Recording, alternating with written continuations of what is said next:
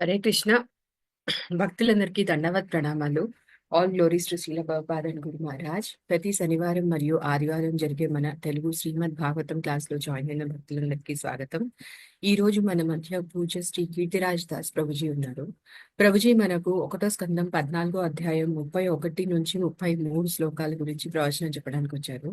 హరే కృష్ణ ప్రభుజీ, చాలా చాలా ధన్యవాదాలు, దండవత్ ప్రణామాలు. సో మీ విలువైన సమయాన్ని మాకు ఇవాళ కేటాయించి ప్రవచనం చెప్పడానికి వచ్చినందుకు ప్రభుజీ ఒక చిన్న కీర్తనతో క్లాస్ మొదలు పెడతారా ప్రభుజీ? హరే కృష్ణ. హరే కృష్ణ. జయ రాధ మాధవ కుంజ బిహారీ, జయ రాధ మాధవ కుంజ బిహారీ, గోపీ జన వల్లభ గిరివరధారి, జయ గోపీ జన వల్లభ గిరివరధారి, యశోదనందన బ్రజ జనరంజన, యశోదనందన బ్రజ జనరంజన, యశోదనందన బ్రజ జనరంజన, యమున తీరా వనచారి, యమున తీరా వనచారి, జయ రాధ మాధవ కుంజ బిహారీ, జయ రాధ మాధవ కుంజ బిహారీ. శ్రీ కృష్ణ చైతన్య ప్రభు నిత్యానంద, శ్రీ అద్వైత గదాధర్ శ్రీవాసాది గౌరా భక్త వృంద. హరే కృష్ణ కృష్ణ కృష్ణ హరే హరే, హరే రామ రామ రామ హరే హరే, హరే కృష్ణ కృష్ణ కృష్ణ హరే హరే, హరే రామ రామ రామ హరే హరే, హరే కృష్ణ కృష్ణ కృష్ణ హరే హరే, హరే రామ రామ రామ హరే హరే, హరే కృష్ణ కృష్ణ కృష్ణ హరే హరే, హరే రామ రామ రామ హరే హరే. జయ ప్రభుపద ప్రభుపద ప్రభుపద, శ్రీల ప్రభుపద ప్రభుపాద ప్రభుపాద ప్రభుపాద, జయ జయ ప్రభుపాద. जय श्री कलयुग धर्म हरिनाम संकीर्तन की जय, श्रील प्रभुपाद की जय, ग्रंथराज श्रीमद् भागवतम की जय। ओम नमो भगवते वासुदेवाय, ओम नमो भगवते वासुदेवाय, ओम नमो भगवते वासुदेवाय। नारायणं नमस्कृत्य नरं चैव नरोत्तमं, देवीं सरस्वतीं व्यासं ततो जयमुदीरये। नष्टप्रायेषु भद्रेषु नित्यं भागवत सेवया, भागवती उत्तमश्लोके भक्तिर्भवति नैष्ठिकीम्। कृष्णाय वासुदेवाय देवकी नंदनाय च नंदगोपाकुमाराय गोविंदाय नमो नमः। हरे कृष्ण. ఈరోజు మనం శ్రీమద్ భాగవతం ప్రథమ స్కందం అధ్యాయం 14 శ్రీకృష్ణ అంతర్ధానం అనేటువంటి అధ్యాయంలోంచి 31, 32, 33 శ్లోకాలు మనం చర్చించబోతున్నాం. సో మొదట ఈ శ్లోకాన్ని చదువుతాను. స్క్రీన్ షేర్ చేస్తున్నాం ప్రభుజీ.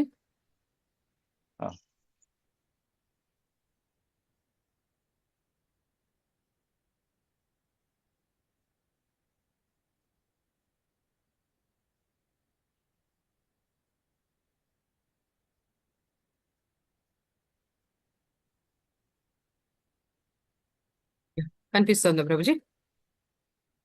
Yes, Mataji. చదువుతాను.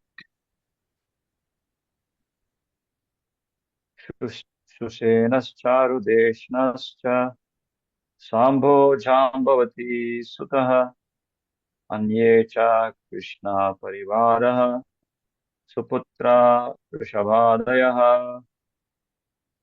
తాత్పర్యం: శ్రీకృష్ణుని తనయులలో ప్రధానులైన సుషేణుడు, చారుదేశుడు, జాంబవతి తనయుడైన సాంబుడు, వృషభుడు మొదలగు వారు వారి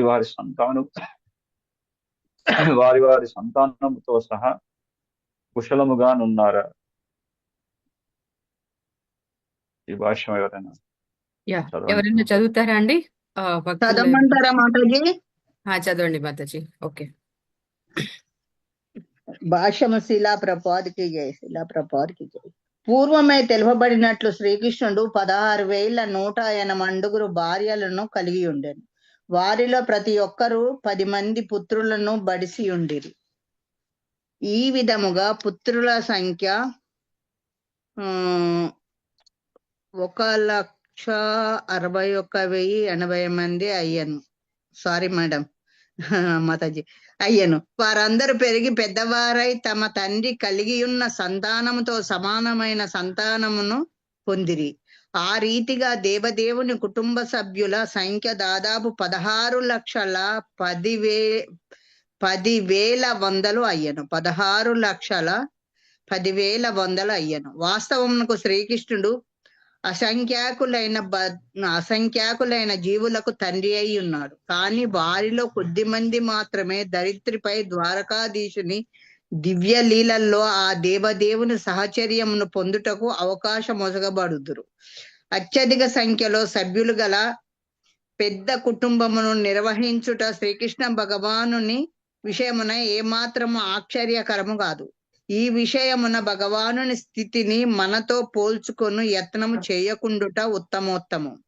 శ్రీకృష్ణ భగవానుని దివ్య స్థితిని అతి కొద్ది శాతము అవగతము చేసుకొనినను ఈ విషయము మనకు సరళ సత్యము కాగలదు.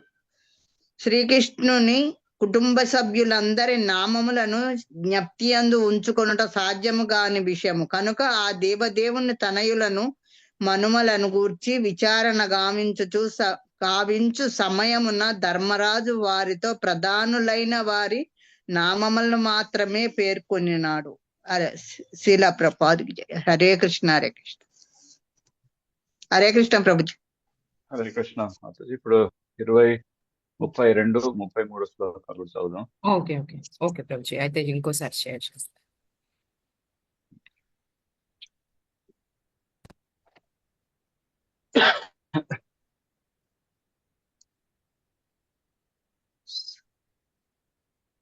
తథైవాను చరాః సౌరేః శ్రుతదేవా ఉద్ధవాధ్యయః సునందనంద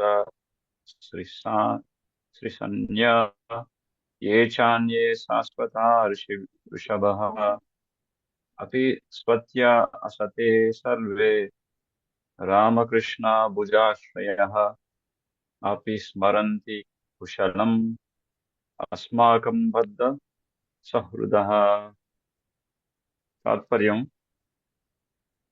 అలాగుగానే భగవాను నిత్య సహచరులు బలరామకృష్ణులచే రక్షితులను అగు శృతదేవుడు, ఉద్ధవుడు, నందుడు, సునందుడు మరియు ఇతర సాత్వత ఋషులు తమ తమ కర్మలను చక్కగా నిర్వహించుచున్నారా? మనతో నిత్య బంధుత్వంలో కలిగిన వారందరూ మన క్షేమమును గురించి తలంచుచున్నారా? ఈ భాష్యం కూడా గమనించండి. ఎవరైనా చదువుతారా అండి భాష్యము? కొంచెం చాలా పెద్దగా ఉంది, ఇద్దరు చదవచ్చు. కృష్ణ మాతాజీ, నేను చదువుతాను. చదవండి. దండవత్ ప్రణామాలు ప్రభుజీ. భాష్యం బై శ్రీల ప్రభుపాదికి జై. ఉద్ధవుని వంటి శ్రీకృష్ణుని నిత్య సహచరులందరూ నిత్య సహచరులందరూ ముక్త పురుషులైనట్టి వారు శ్రీకృష్ణుని కార్యమును నిర్వహించుటకు వారందరూ ఆ దేవదేవునితో సహా ఈ భౌతిక జగమున అవతరించిరి. పాండవులు సైతము ముక్త పురుషులైనట్టి వారే. ధరిత్రిపై శ్రీకృష్ణ భగవానుని దివ్యలీలల్లో తమ సేవలను అందజేయుటకై వారు అతనితో పాటు అవతరించిరి.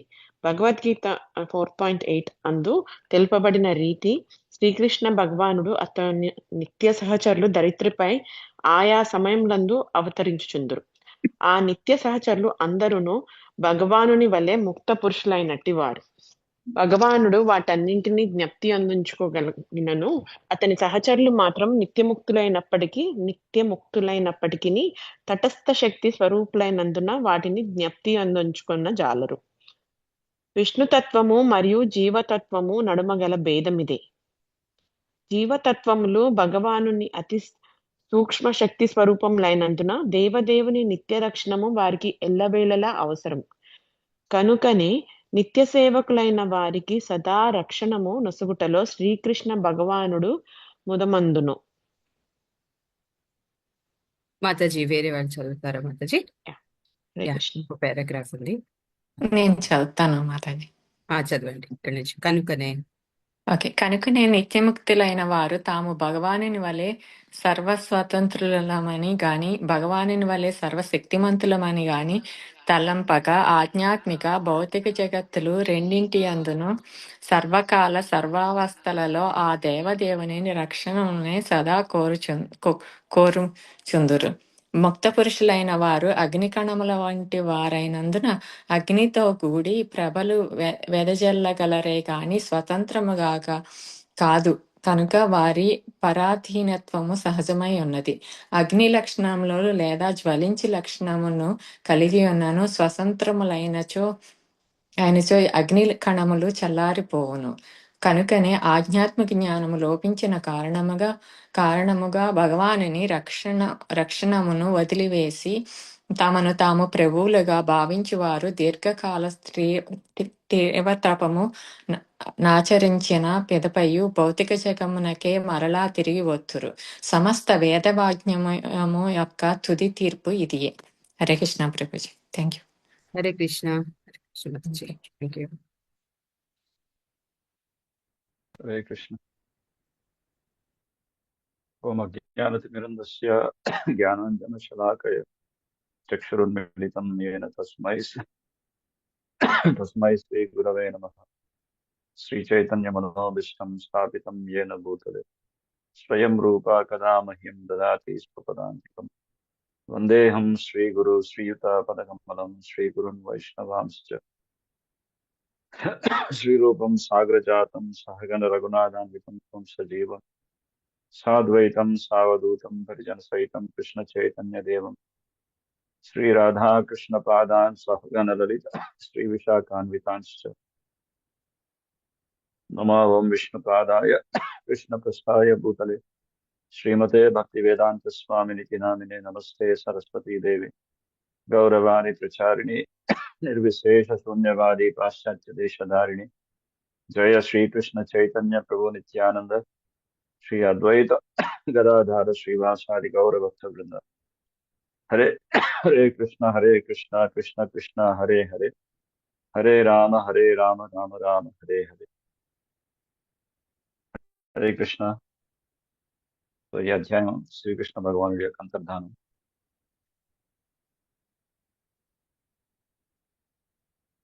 చాలా భగవంతుడు చేసే ఎన్నో లీలల్లో ఈ అంతర్ధానం అనేది కూడా ఒక లీలే. ముఖ్యంగా అసుర విమోహన లీల. అంటే భగవంతుడు తన లీలల్ని సమాప్తం చేసుకొని కొంతమంది అసురుడు వాంఛించే విధంగా వాళ్ళ కంటికి కనపడకుండా కనుమరుగైపోయి తన యొక్క నిత్య లీల అయిన మళ్ళీ తన యొక్క నిత్యధామమైనటువంటి గోలోకంలో మళ్ళీ కొనసాగిస్తూనే ఉంటారు. సో అర్జునుడు, మనం ఈ కథ అంతా విన్నాం భాగవతంలో పూర్వ శ్లోకాల్లో తెలియనట్టు అర్జునుడు ద్వారకాపురికి వెళ్ళడం, శ్రీకృష్ణ భగవానుడి దర్శనం చేసుకున్నామని. సో ద్వారకాకు వెళ్ళి కృష్ణుడు అప్పటికే ఆ కృష్ణుడి యొక్క తన యొక్క స్నేహితులందరినీ కూడా కలుద్దామని వెళ్ళారు. సో ఎంతకీ అర్జునుడు తిరిగి మళ్ళీ హస్తినాపురానికి రాకపోయేసరికి అక్కడ ఒక రకమైనటువంటి ఎంగ్జైటీ, ఒక ఆందోళన మొదలైంది యుధిష్ఠిర మహారాజు యొక్క మనసు. కేవలం ఆందోళనే కాకుండా ఇక్కడ మనం పూర్వం ఉన్నటువంటి శ్లోకాల్లో మనకు వర్ణిస్తారు కొన్ని ఆ, ఆ, అశుభ అశుభకరమైనటువంటి కొన్ని ఇల్ ఓమెన్స్, అంటే ఒక చెడు సూచకంలో ఆయన కనపడుతుంది. ఒక అపశకునము సంబంధించినటువంటి కొన్ని లక్షణాలు ఆయన మనసులో అన్ని కూడా ఆయన దర్శిస్తున్నాడు. ఆయన మనసులోనే కాకుండా ఆయనకు ఉన్నటువంటి పరిసర ప్రాంతాల్లో కూడా ఈ అపశకునాలన్నీ కూడా దర్శిస్తున్నాడు ఆయన, యుధిష్ఠిర మహారాజు. సో అప్పటికే ఆయన మనసులో ఒక ఆలోచన, ఒక ఆందోళన, ఏమై ఉంటుంది, అర్జునుడు ఇంకా తిరిగి రాదు, ఏదైనా ఉపద్రవం సంభవించింది, ఆయన రకరకాల ఆలోచన. ఇక తీరా అర్జునుడు తిరిగి వచ్చేసరికి ఎప్పుడు ఉత్సాహంగా ఎంతో తేజోవంతంగా ఉన్నటువంటి ఆయన ముఖము చాలా బాధతో నిండింది. ఆ దుఃఖితుడైనటువంటి అర్జునుడు తన నిరుత్సాహ స్థితిలో ఉన్నటువంటి విధంగా తన తలని దించుకొని ఆ విధంగా చాలా దుఃఖితుడైనటువంటి అర్జునుడిని చూడడం జరుగుతుంది యుధిష్ఠిర మహారాజు. సో ఇక అర్జునుడు చెప్పకముందే, అంటే కృష్ణుడు అంతర్ధానం అయిపోయారు, ఇక కృష్ణుడు లేడు, తన యొక్క లీలని సమాప్తం చేసుకుని భగవంతుడు తన స్వధామానికి తాను తిరిగి వెళ్ళిపోయాడని చెప్పకముందే యుధిష్ఠిర మహారాజు రకరకాలుగా ఆయన యొక్క సందేహాలని నివృత్తి చేసుకోవడానికి అర్జునుడిని ప్రశ్న అడుగుతున్నాడు, కుశల ప్రశ్నలు అడుగుతున్నాడు. ఏమైంది, అందరు బాగున్నారా లేదా, ముఖ్యంగా యదుకుల వంశంలో ఉన్నటువంటి యాదవుల యొక్క క్షేమ సమాచారం గురించి యుధిష్ఠిర మహారాజు ప్రశ్నిస్తున్నాడు. జనరల్లీ మనకెంతో ఆప్తులు, దగ్గరగా ఉన్నటువంటి వారు, మన ప్రియ బంధువులు, ఎంతో దూరంగా ఉన్నప్పటికీ కూడా మన మనసులో వాళ్ళు బాగున్నారా లేదా, ఎప్పుడంటే మనకి వాట్సాప్లు, వీడియో కాల్స్, ఫోన్ కాల్స్ ఉన్నాయి. సో అదే విధంగా అన్ని సందర్భాల్లో కూడా ఈ క్షేమ సమాచారాల గురించి అడుగునేటటువంటి ఒక పద్ధతి ఉంది మనకి. మనం చాలా అత్యంత ప్రేమించే వాళ్ళు ఎప్పుడు బాగుండాలని చెప్పి మనం కోరుకుంటాం. అలాగే వాళ్ళు మన గురించి తెలుస్తున్నారా లేదని కూడా మనం ప్రశ్నిస్తుంటాం. అదే ఈ రోజు జరిగినటువంటి యుధిష్ఠిర మహారాజు యొక్క సంభాషణలో ఆయన ప్రశ్న అడుగుతున్నాడు, ఏంటి పరిస్థితి, ఏంటి, అది ఎలా ఉన్నారు. సో ముఖ్యంగా ఈ శ్లోకంలో చదివినట్టు మొట్టమొదటి శ్లోకంలో శూరసేనశ్చ చారుదేష్ణశ్చ సాంభో జాంబవతి సుత. సో ఇక్కడ శ్రీకృష్ణుడి యొక్క తనయుల్లో, అంటే కృష్ణుడి యొక్క పరివారంలో, ఆయన యొక్క పుత్రుల్లో ప్రధానులైనటువంటి వారు, అంటే పెద్ద జ్యేష్ఠులైనటువంటి వారు సుషేనుడు, చారుదేష్ణుడు మరియు జాంబవతి సుతుడైనటువంటి సాంబుడు, వృషభుడు, ఆయన యొక్క పుత్రుల గురించి అందరు బాగున్నారా అని చెప్పి ఆ విధంగా కుశల ప్రశ్నలు అడుగుతున్నారు. సో ఇక్కడ భగవంతుడు కృష్ణుడి గురించి మనం వింటున్నప్పుడు కృష్ణుడి యొక్క సన్నిహిత సహచర్యం కలిగినటువంటి ఆయన యొక్క పరివారం గురించి వినడం కూడా, అది కూడా మనకి మన ఆధ్యాత్మిక ఉన్నతికి తోడ్పడుతుంది. సో వీడంతా కూడా సాధారణమైనటువంటి వాళ్ళు కాదు. మనం తర్వాయి శ్లోకాల్లో వింటాం, వీళ్ళు బాగా భగవంతుడి యొక్క నిత్య సహచరులు. ఆ స్థానాన్ని పొందడానికి వాళ్ళు ఎంత కఠోరమైనటువంటి తపస్సు ఆచరించి ఉంటారు, ఎంత ఎన్నెన్నో జన్మల నుంచి వాళ్ళు వేదాధ్యయనం కానీ, పుణ్యతీర్థాలు స్నానం ఆచరించడం కానీ, పుణ్యతీర్థాలు సందర్శించడం కానీ, ఆధ్యాత్మిక సుకృతిని ఎంతగానో వృద్ధి చేసుకొని ఆ విధంగా కృష్ణుడికి సన్నిహితంగా వాళ్ళు ఆ విధంగా వాళ్ళు సాధారణమైనటువంటి వాళ్ళు మాత్రం కాదు.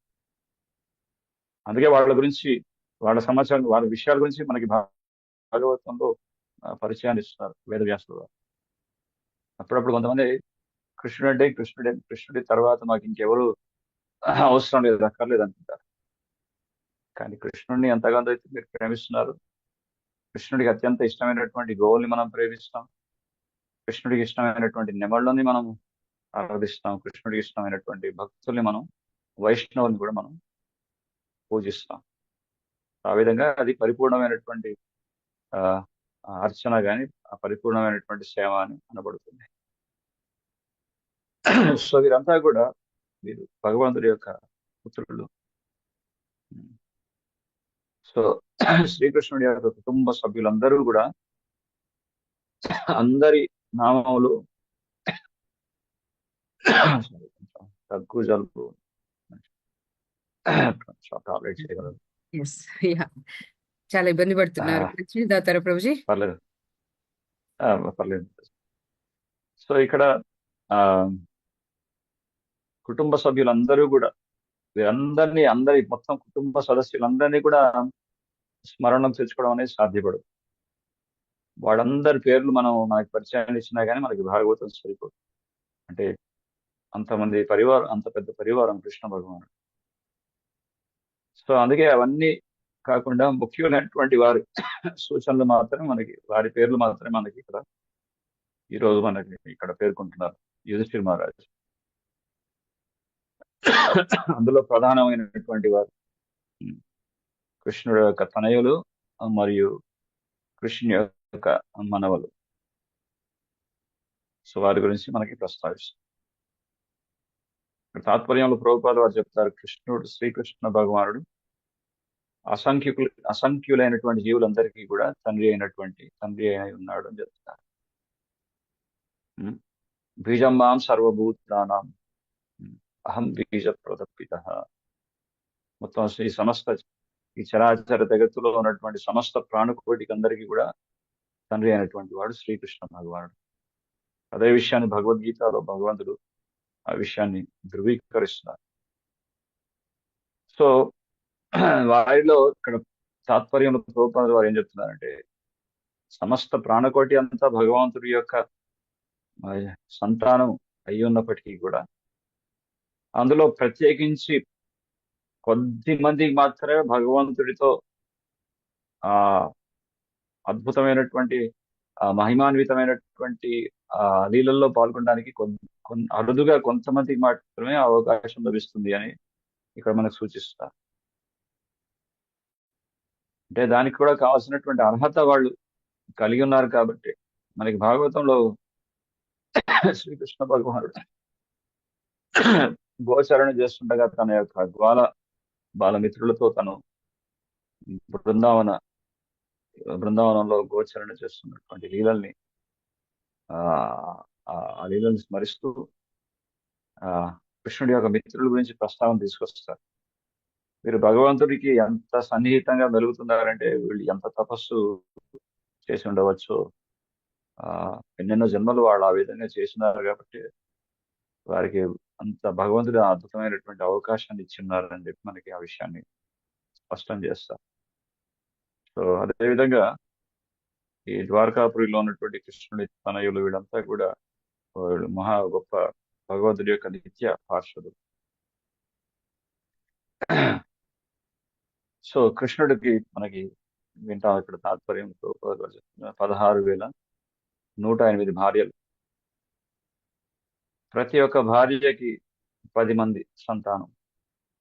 అలా 16,108 ఇంటూ 10 కనుక మనం క్యాలిక్యులేట్ చేసినట్లయితే 16,10,080 మంది పుత్రులు అయి ఉన్నారు కృష్ణుడికి అని చెప్తున్నారు. మొత్తం కృష్ణుడి యొక్క కుమారులు ఎంతమంది అంటే 16,10,080 పుత్రులు ఉన్నారు. ఆ విధంగా అందులో ముఖ్యంగా ఇక్కడ జాంబవతి గురించి ప్రస్తావిస్తున్న జాంబవతి యొక్క పుత్రుడు సాంబుడు. ఒక విధంగా సాంబుడు తోటే ఈ యదుకుల వంశం అంతా కూడా సమూలంగా భగవంతుడు ఆయనతో పాటు వాళ్ళందరినీ యాదవులందరినీ కూడా తనతో పాటు తీసుకున్నాడు. ఎందుకంటే ఒక యదుకుల వంశస్థులు చాలా శక్తివంతమైనటువంటి వారు. వాళ్ళని ఎవరు కూడా హతమార్చలేరు, వాళ్ళు ఎవరు కూడా వాళ్ళని తొలగించలేరు. కనుక భగవంతుడు చేసేటటువంటి లీల ద్వారా ఆ సాంబుడు మాధ్యంగా యదుకుల వంశం అంతా కూడా ఈ ధరిత్రి మించి, ఈ భూమి మించి వాళ్ళంతా కూడా లీలలు సమాప్తం చేసుకొని కృష్ణుడి యొక్క నిత్య విధానమైనటువంటి గోలోకానికి వాళ్ళు తిరిగి వెళ్ళిపోతారు. సో జాంబవతి, ఇక్కడ రుక్మిణి అమ్మవారు కృష్ణుడి యొక్క 16,108 భార్యల్లో మొట్టమొదటి భార్య ఎవరంటే రుక్మిణి అమ్మవారు, రుక్మిణీదేవి, శ్రీమతి రుక్మిణీదేవి. అలాగే రెండవ స్థానం వచ్చేసి శ్రీమతి జాంబవతి, మూడో స్థానం వచ్చేసి సత్యభామాదేవి, నాలుగో భార్య కాళింది, ఐదో భార్య మిత్రవింద, ఆరో భార్య వచ్చేసి నగ్నాజితి, భద్ర, లక్ష్మణ. ఇలా కృష్ణుడికి 8 మంది ప్రధానమైనటువంటి భార్యలు ఉన్నారు. ఇక్కడ 16,108 భార్యలు ఏ విధంగా అయితే ఉన్నారు కృష్ణుడికి ద్వారకాపురిలో, అదేవిధంగా బృందావనంలో కూడా 16,108 ప్రధాన గోపికలు ఉన్నారు కృష్ణుడు. అందులో ప్రధానమైనటువంటి వారు శ్రీమతి రాధారాణి. సో ఇక్కడ కృష్ణుడి యొక్క పత్నంలో ప్రధాన స్థానంలో ఉన్నటువంటి వారు రుక్మిణి అమ్మవారు. సో రుక్మిణి అమ్మవారు భీష్మక మహారాజు, విదర్భ రాజు అయినటువంటి భీష్మకుడి యొక్క పుత్రిక. సో మనమంతా వింటాం రుక్మిణి అపహరణ, రుక్మిణి కళ్యాణం గురించి మనకి భాగవతంలో ప్రస్తావించున్నారు. రుక్మిణి రాసినటువంటి ప్రేమ లేఖను అందుకుని ఆ విధంగా కృష్ణుడు రుక్మిణి అపహరించుకుంటారు. ఇప్పటికీ మనకి ఆ క్షేత్రాలు ఉన్నాయి. ఇప్పటికీ మనకి మహారాష్ట్రలో అమరావతి అంటారు. ఆ విదర్భ రాజ్యం ఇప్పుడు అదే రాజ్యం అమరావతితో ప్రసిద్ధిగా ఉంది మహారాష్ట్రలో. ఇక రెండో భార్య వచ్చేసి జాంబవతి దేవి. సో జాంబవతి పుత్రుడే సాంబ. సో జాంబవతి దేవి జాంబవంతుని యొక్క కుమార్తె. మనకు తెలుసు సత్రాజిత్ మహారాజు యొక్క కథ. అలా మనం ద్వారకాపురి దర్శనానికి వెళ్ళేటప్పుడు ద్వారకా సమీపంలోనే ప్రవాస క్షేత్రానికి వెళ్ళే మార్గ మధ్యంలో జాంబవంతుడి యొక్క గుహ ఉండదు. సో జాంబవంతుడితో కృష్ణుడు ఆ గుహలో పోరాడినటువంటి ఆ లీల ఇప్పటికి మనం స్మరించవచ్చు అక్కడ ఆ క్షేత్రాన్ని మనం సందర్శించినట్లయితే.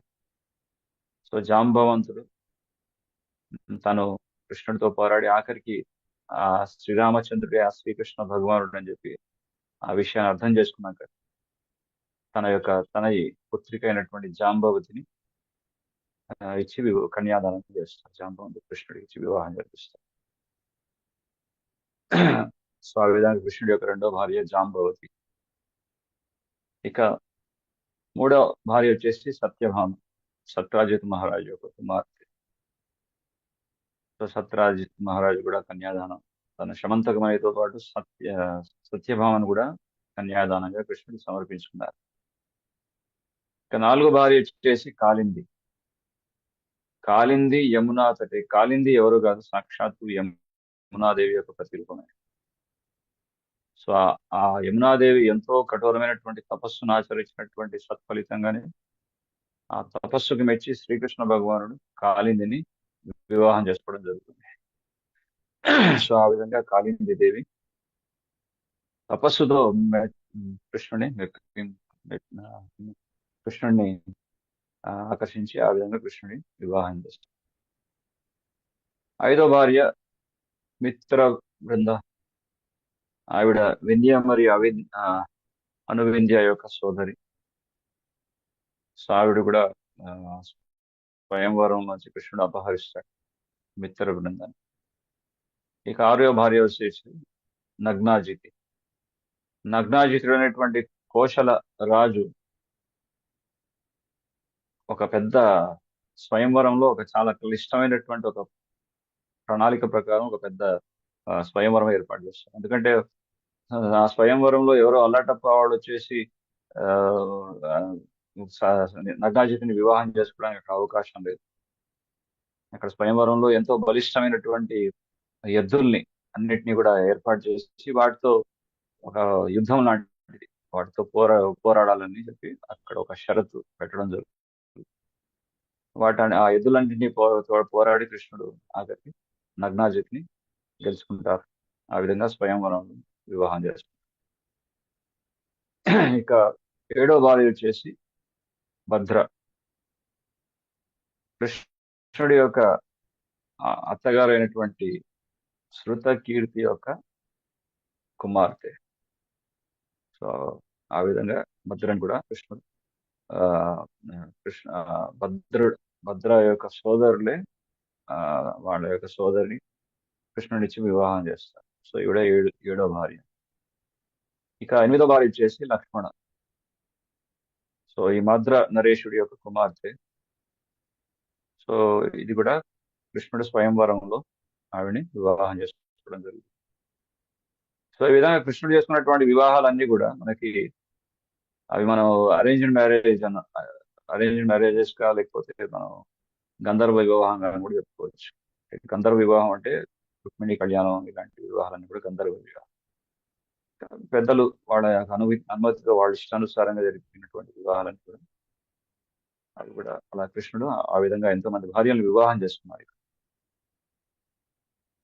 సో మనం కృష్ణుడి యొక్క పరివారం కనుక చూసినట్టయితే మొట్టమొదటి భార్య రుక్మిణీదేవి యొక్క కుమారుడు. మనం ద్వారకాపురికి వెళ్ళినప్పుడు అక్కడ ద్వారకాధీశుడి యొక్క ప్యాలెస్ తో పాటు మిగతా రాణుల యొక్క భవనాలు కూడా అన్ని ఉన్నాయి.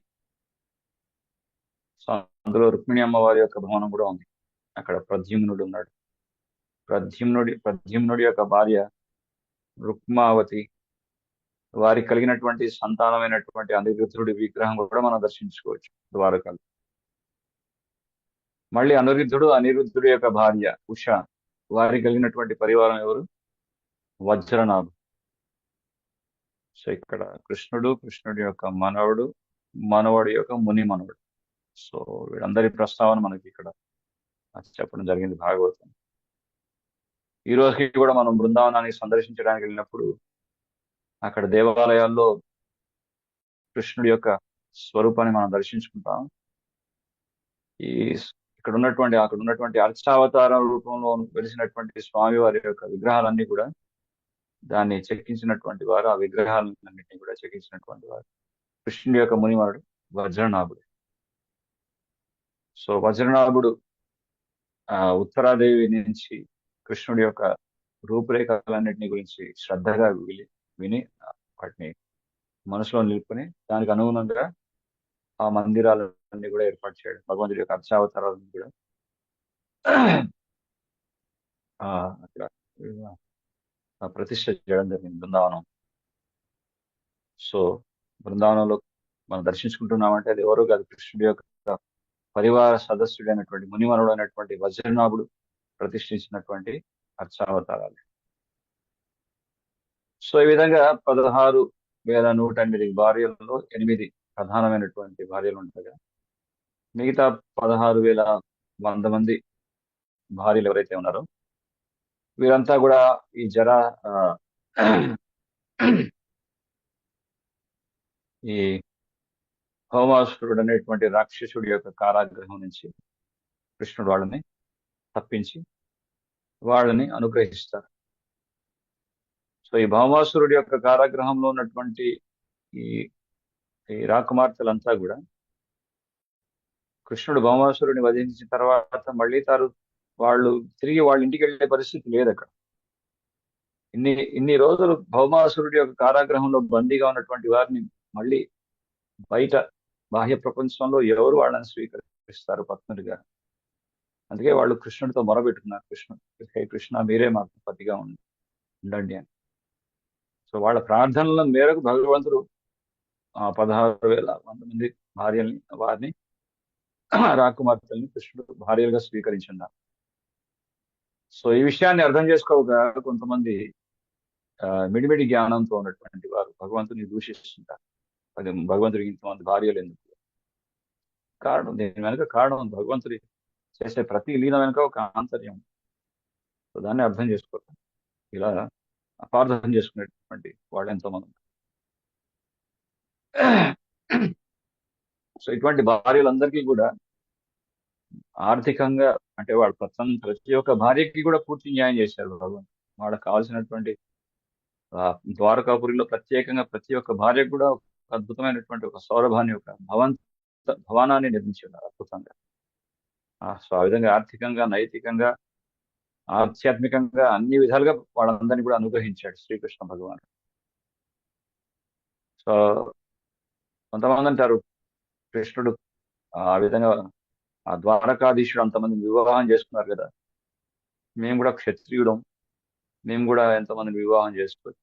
సో ఇక్కడ ప్రభుపాలు వారు ముందే వార్నింగ్ ఇస్తున్నారు, మీరు భగవంతుని ఇమిటేట్ చేయడానికి అవకాశం లేదు. ఇక్కడ తాత్పర్యంలో ప్రభుపాలు స్పష్టంగా చెప్తారు, మీరు భగవంతుని అనుకరించేటటువంటి ప్రయత్నం చేయకండి, భగవంతుడు చెప్పినటువంటి ఆజ్ఞని పాటించండి, అంతేగాని ఆయన్ని అనుసరించడానికి, ఆయన్ని ఇమిటేట్ చేయడానికి ట్రై చేయకూడదు అని చెప్తారు. ఇది చాలా డేంజరస్ అని చెప్తారు ప్రభుపాలు, ముందుగానే వార్నింగ్ ఇచ్చారు.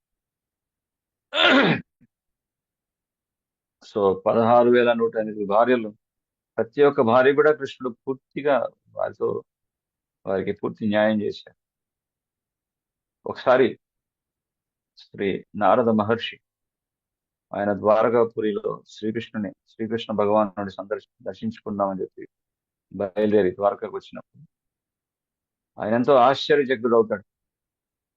ఎందుకు ఆశ్చర్యం, ఆయన కలిగినటువంటి ఆశ్చర్యం ఏంటంటే, ఇక్కడ కృష్ణుడు ఒక భవనంలో లేడు, ఆయన 16,108 భార్యలతో పాటు ఏకకాలంలో ఆయన ఒక్కొక్క భార్యతో పాటు ఒక్కొక్క లీలలు చేస్తున్నారు. రుక్మిణి యొక్క భవనంలో ఒక శయన కక్షలో శయనిస్తూ రుక్మిణి అమ్మవారు విష్ణకరతో కృష్ణుడికి ఆయనకి ఊపుతూ ఉండగా కృష్ణుడు విశ్రాంతి తీసుకుంటున్నారు. సో ఆ సన్నివేశాన్ని దర్శించాడు నారద మహర్షి. మళ్ళీ పక్కనే ఉన్న ఇంకో భవనానికి వెళ్ళినప్పుడు అక్కడ సత్యభామ అమ్మవారితో పాటు ద్యూత క్రీడలో ఉన్నారు. అక్కడ చెస్ బోర్డులో ఆట ఆడుతున్నారు. మళ్ళీ అలాగే ఇంకో భవనం వెళ్ళగా అక్కడ తన యొక్క పరివార సదస్సు, ముఖ్యంగా పిల్లలతో ఆడుకుంటున్నారు. ఒక దగ్గర మరొక భార్యతో యజ్ఞ కార్యాన్ని నిర్వహిస్తున్నారు. అలాగే ఇంకో దగ్గర బ్రాహ్మణులకి భోజనం వడ్డిస్తున్నారు. ఇంకో దగ్గర ధనుర్విద్యని అభ్యసిస్తున్నటువంటి విధంగా అశ్వాల మీద ఉంటూ ఆ విధంగా వెళుతూ ఉండగా, అలా రకరకాలుగా ఆయన యొక్క సభలో ఉన్నటువంటి మరి ఒక సభలో తన మినిస్టర్స్ తో పాటు మీటింగ్స్ ఏర్పాటు చేసుకొని రకరకాలుగా మిగతా వాళ్ళకి ఆధ్యాత్మిక సందేశాలను ఇస్తూ, ఒక దగ్గర జల క్రీడ, మరి ఒక దగ్గర హాస్య పరిహాస్యాలతో సంభాషిస్తూ మిత్రులతో, ఇంకో దగ్గర వరిష్ఠులైనటువంటి పెద్ద వయసులో ఉన్నటువంటి వారికి సేవ చేస్తూ, ఈ విధంగా ఒక సాధారణమైనటువంటి గృహస్థుడు ఏ విధంగా పెద్దల్ని గౌరవించాలి, పరివారంతో ఎంత అన్యోన్యంగా ఉండాలనేటువంటి ఆ సన్నివేశాలన్నీ కృష్ణుడు అందరి భార్యలతో చూపిస్తున్నాడు. అది చూసి నారద మహర్షి ఎంతో దిగ్భ్రాంతికి గురవుతారు. ఏకకాలంలో ప్రతి ఒక్క భార్యతో భగవంతుడి వివిధమైనటువంటి లీలల్లో ఆయన నిమగ్నమై ఉన్నారే, ఇది కేవలం భగవంతుడికి మాత్రమే సాధ్యము, సాధారణమైనటువంటి మానవ మాత్రం మాత్రం ఈ విధంగా చేయలేదు.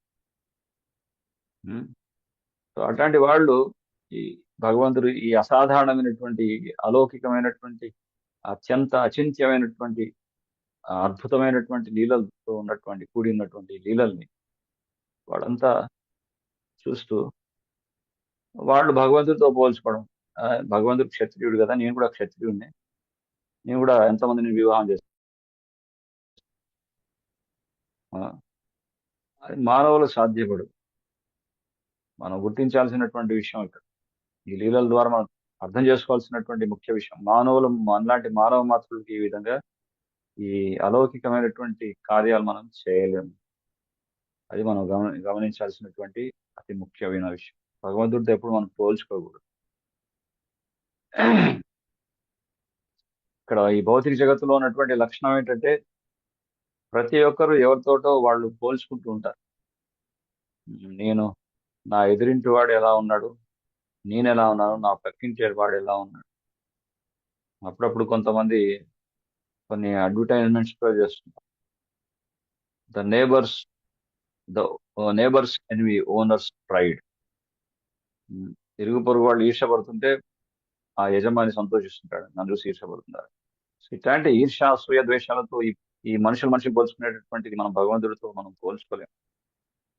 ఒక విధంగా భగవంతుడు ఆ అన్- ఆయన భోక్తారాం యజ్ఞ తపసాం సర్వలోక మహేశ్వరం, ఆయన పరమభోక్త అయినటువంటి వాడు భగవంతుడు అనేటువంటి ఆ విషయాన్ని కూడా కొంతమంది జీవులు దాన్ని జీర్ణించుకోలేక, అది తట్టుకోలేక, భగవంతుడు నువ్వే భోక్తావు ఎందుకు అవుతావు, నేను కూడా ఈ భూమి మీద నేను కూడా భోగించాలి అని చెప్పి భగవంతుడితో కాంపిటీషన్ పెట్టుకుంటారు.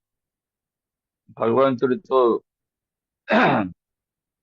భగవంతుడి వైపు ఈర్ష్యను పెంచుకొని భగవంతుడి నుంచి మొహం చాటేస్తారు. కృష్ణ బహిర్ముఖ జీవ భోగవాంఛాకరి. ఆ విధంగా బహిర్ముఖులైనటువంటి వాళ్ళు ఈ జీవులు ఈ భౌతిక సంసారం మీద, భౌతిక జగత్తులోకి వచ్చి భోగించాలని ప్రవృత్తితో ఉంటారు. ఈ భౌతిక జగత్ అనేది ఎందుకు ఏర్పాటు చేయబడింది అంటే దానికి ఒకటే ఒక కారణం. కృష్ణుడి నుంచి వేరుపడి స్వతంత్రంగా ఆధిపత్యాన్ని చెలాయించాలనుకునేటువంటి వారికి కావాల్సినటువంటి ఏర్పాటు ఈ భౌతిక జగత్. అందుకే ఇక్కడికి వచ్చి పడ్డాం. కొంతమంది అంటారు, ఈ భౌతిక జగత్తులో ఎందుకు వచ్చామండి, ఇక్కడ ఇన్ని కష్టాలు కదా, భగవంతుడికి మనం కష్టపడడం అంటే ఇష్టమా, మన తండ్రి కదా ఆయన, సో ఆయన ఎలా తట్టుకుంటున్నాడు మన కష్టాలన్నింటినీ చూసి అంటే భగవంతుడికి ఇష్టం లేదు. వాస్తవంగా చెప్పాలంటే మనంతా భగవంతుడి యొక్క సంతానం. సో ఆ విధంగా మనం ఈ భౌతిక జగత్తుకు వచ్చి నానా రకాలుగా ఈ కష్టాలు పడడం అనేది భగవంతుడికి ఇష్టం లేదు. కానీ ఏదో ఒక రోజు మనం చేసినటువంటి తప్పుని మనం తెలుసుకొని ప్రాయశ్చిత్తపడి తిరిగి మళ్ళీ భగవంతుడు మనం తిరిగి వెళ్ళిపోవడానికి మనం ప్రయత్నం చేస్తామని చెప్పి భగవంతుడు ఎంతో ఆతృతగా మనకి ఎదురు చూస్తున్నాడు. కొంతమంది అడుగుతారు, ఆ అసలు జైలు అనేది ఎందుకంటే మనం ఆ, ఇన్ని జైల్స్ అన్ని, ఈ కారాగృహాలన్నీ కూడా ఎన్నిగానో ఏర్పాటు చేస్తున్నారు, ఇవన్నీ ఎందుకు, అసలు ఆ నేరస్తులో పరివర్తన తీసుకొస్తే ఇన్ని జైళ్ళ యొక్క అవసరం లేదు కదా. సో జైలు అనేది ఏర్పాటు చేయడమే వాళ్ళలో పరివర్తన తీసుకురావడానికి. అలాగే ఈ భౌతిక జగత్ అనేటువంటి ఈ కారాగృహంలో మనం రావడానికి కారణమే మనలో పరివర్తన రావడానికి. ఆ పరమభోక్త అయినటువంటి కృష్ణుడిని ఏ, సంతృప్తి పరిచేటటువంటి కార్యాల్లో మనం నిమగ్నం అయ్యి తద్వారా మనం సంతృప్తి పడాలి. అంతేగాని మనం భగవంతుని నుంచి వేరుగా ఉంటూ స్వతంత్రంగా ఆధిపత్యాన్ని చెలాయిస్తూ ఆ విధంగా సంతృప్తి చెందాలంటే అది సాధ్యపడదు. అందుకే మనకు పాఠం నేర్పించడానికి మన ఈ భౌతిక జగత్తుకు వచ్చి, సో ఈ విధంగా భగవంతుని సంతృప్తిపరచడం, భగవంతుడి యొక్క ప్రతినిధి అయినటువంటి గురువుని సంతృప్తిపరచడం. యస్య ప్రసాదాత్ భగవత్ ప్రసాదో యస్య ప్రసాదాన్ నగదీకృతో. ఆ విధంగా దాంట్లోనే మన సంతృప్తిని మనం పొందగలం. సో ఒక్కొక్క సందర్భంలో కృష్ణుడిని సంతృప్తిపరిచి గురువుని సంతృప్తిపరచాలనేటువంటి నెపంతో వాళ్ళ యొక్క మిథ్యాహంకారాన్ని సంతృప్తిపరిచేటటువంటి సందర్భాలు కూడా ఉంటాయి. అక్కడ నిజంగా వాస్తవంగా గురువు సంతృప్తి పడుతున్నాడా, కృష్ణుడు సంతృప్తి పడుతున్నాడా అని కాదు. They want to gratify their own senses just for their self aggrandisement. వాళ్ళ యొక్క స్వీయ మెప్పు కోసం ప్రతి 100 మంది వాళ్ళని మెచ్చుకోవాలి, మీరు చాలా మీ అంత భక్తులు ఎవరు లేరు, మీ అంత గొప్ప వాళ్ళు ఎవరు లేరు అని చెప్పి భక్తి చేస్తూ కూడా దాంట్లో నుంచి వాళ్ళు మెప్పును పొందాలనేటువంటి ప్రయత్నం చేస్తారు. అది శుద్ధమైనటువంటి భక్తి కాదు. నిజమైనటువంటి స్థిరమైనటువంటి బుద్ధితో కూడుకున్నటువంటి భక్తిలో ఎప్పుడు కూడా ఆ, ఈ ఈ విధమైనటువంటి భౌతికమైనటువంటి ఆపేక్షలు ఉన్నాయి. ఇక్కడ కృష్ణుడి యొక్క సంతృప్తి, గురు యొక్క సంతృప్తి, అందుకోసం నా యొక్క సంతృప్తి అనేటువంటి తావు లేదు అక్కడ. అది నిజమైనటువంటి శుద్ధ భక్తి. సో ఇక్కడ మనం కృష్ణుడి యొక్క శక్తులు అనేవి అచింత్యమైనటువంటివి అని మనం గుర్తించాలి. మనం కృష్ణుడి యొక్క లీలలు కానీ, ఆయన యొక్క అద్భుతమైనటువంటి కార్యాలు కానీ అవి చాలా దివ్యమైనటువంటివి, అచింత్యమైనటువంటివి. అచింత్య అంటే మనకి ఊహకి అందనటువంటి విధంగా ఉంటాయి. మన పరిమితమైనటువంటి ఇంద్రియములతో, పరిమితమైనటువంటి బుద్ధితో అర్థం చేసుకున్నటువంటి ఆ శక్తి భగవంతుడే ఉంది కాబట్టి అదే అచింత్య శక్తి అంటారు. సో ఇక్కడ చెప్తున్నారు, ఇక్కడ భగవంతుడు తాత్పర్యం ప్రభుపాద వారు వర్ణిస్తారు. అసంఖ్యకులైన జీవులకి, అసంఖ్యులంటే వాళ్ళని లెక్కింపలేము. ఆ లెక్కలేనటువంటి జీవులందరికీ కూడా భగవంతుడు తండ్రి అయి ఉన్నాడు. So the lord is infinite, we are finite. మనకు పరిమితి అంటూ ఉంది, భగవంతుడి యొక్క శక్తికి పరిమితి అంటూ లేదు. సో ఆ విధంగా ఈ మాటను ఎవరైనా అనగలరు? నేను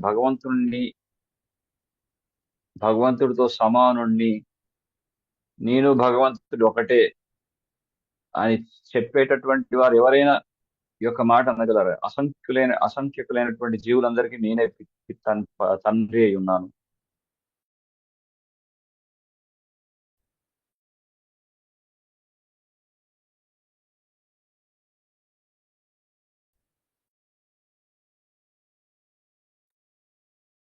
ప్రభుజీ మీ ఇంటర్నెట్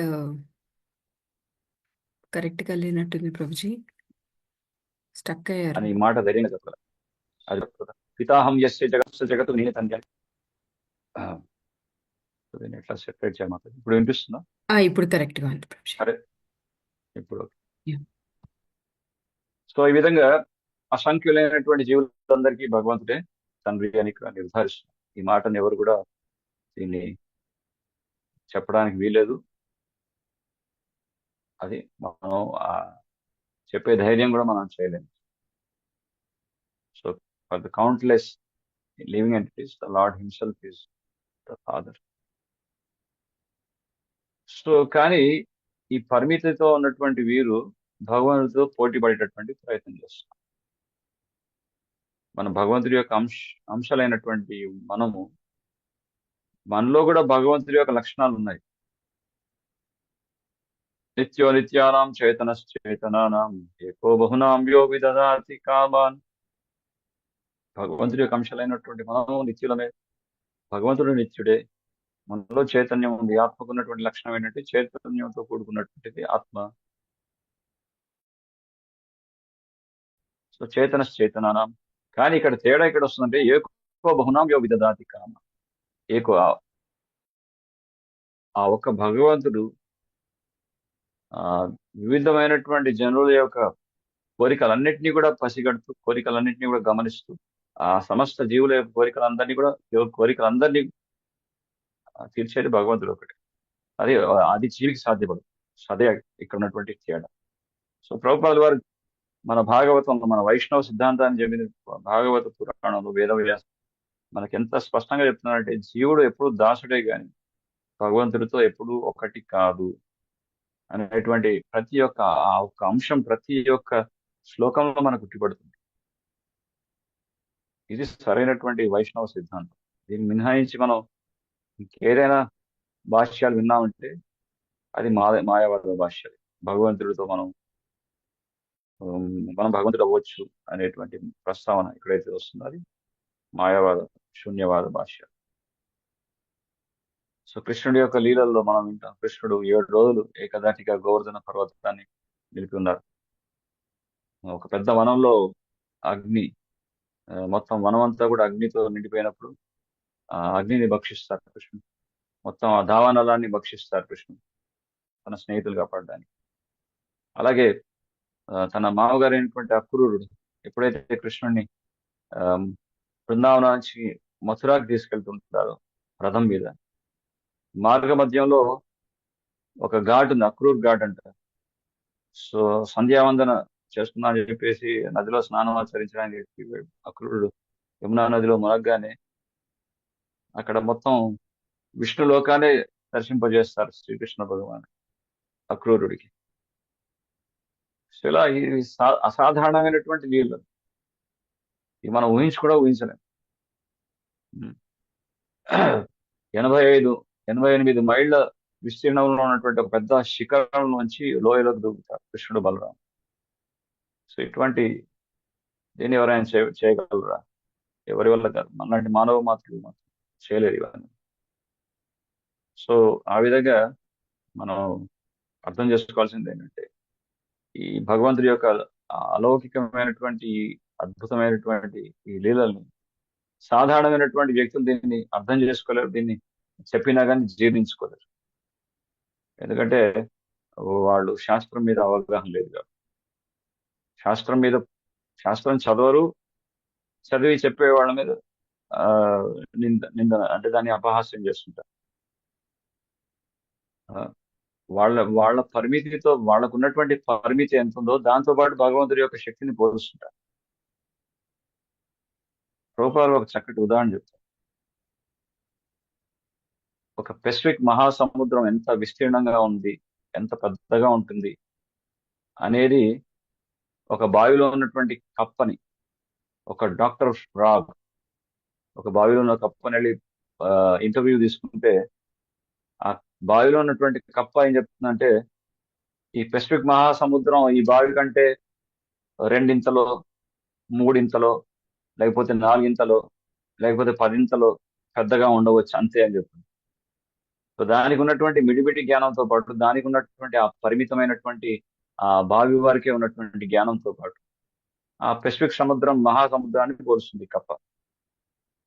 సో అలాగే ఇటువంటి మిడిమిడి జ్ఞానంతో ఉన్నటువంటి మూడులంతా కూడా ఈ భగవంతుడు చేసేటటువంటి ఈ లీలల్ని అర్థం చేసుకోక దాన్ని వాళ్ళ యొక్క బుద్ధిని సక్రమంగా వాడుకుంటూ, ఆ బుద్ధిని శాస్త్రం పట్ల అవగాహన పెంపొందించుకుంటూ భగవంతుని అర్థం చేసుకోకపోగా వాళ్ళకున్నటువంటి లౌకికమైనటువంటి భౌతికమైనటువంటి పాండిత్యంతో భగవంతుడి యొక్క శక్తి సామర్థ్యాన్ని అర్థం చేసుకోవడానికి ప్రయత్నం చేస్తున్నారు. సో అక్కడే వాళ్ళు పొరపాటు చేస్తున్నారు. అందుకే భగవద్గీతలో ఆల్రెడీ ముందే వారి గురించి, అటువంటి కోవకు చెందినటువంటి వారి గురించి భగవంతుడు భగవద్గీతలో ఆల్రెడీ ప్రస్తావిస్తారు. ఎందుకంటే అటువంటి వాళ్ళు ఉన్నారు సమాజంలో. అవజానంతి మామూఢ మానుషిం తనుమాశ్రిత అవజానంతి మామూఢ. అవజానంతి అంటే నన్ను తెలుసుకోవడం అనేది సాధ్యపడదు ఇటువంటి మూఢులకి. మూఢుడు అంటే మూఢ అంటే ఏదో పిచ్చాస్పత్రి నుంచి పరిగెట్టుకుంటూ వచ్చినటువంటి వాళ్ళకి కనపడకపోవచ్చు. చూడ్డానికి మంచిగా డీసెంట్ గా సూట్ బూట్ వేసుకొని టై పెట్టుకొని ఒక పెద్ద ప్రొఫెసర్, పెద్ద సైంటిస్ట్, లేకపోతే ఏదో పెద్ద బిజినెస్ మ్యాగ్నెట్ అయి ఉండవచ్చు. వాళ్ళ మాటలు కూడా, వాళ్ళ వాక్ చాతుర్యం కూడా చాలా ఎంతో మందికి సాధారణమైనటువంటి జనులకి ఒక మోటివేషనల్ టాక్ లాగా ఉండవచ్చు. కానీ అయినంత మాత్రం వాళ్ళు ఏం పెద్ద పండితులు అని కాదు. ఇక్కడ శాస్త్రం మీద అవగాహన లేదు, శాస్త్రం మీద పట్టు లేదు, శాస్త్రం అంటే ఏంటో తెలియదు. ఏ శాస్త్ర విధిని ఉత్సృజ్య, శాస్త్రంని తిరస్కరిస్తూ వాళ్ళ మనోకల్పనలతో, మెంటల్ స్పెక్యులేటర్స్, ఊహా కల్పితాలతో భగవంతుని అవగాహన చేసుకునేటువంటి ప్రయత్నం.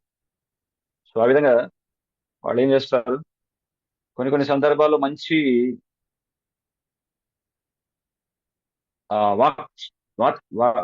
వాక్ చాతుర్యాన్ని ప్రదర్శిస్తుంటారు.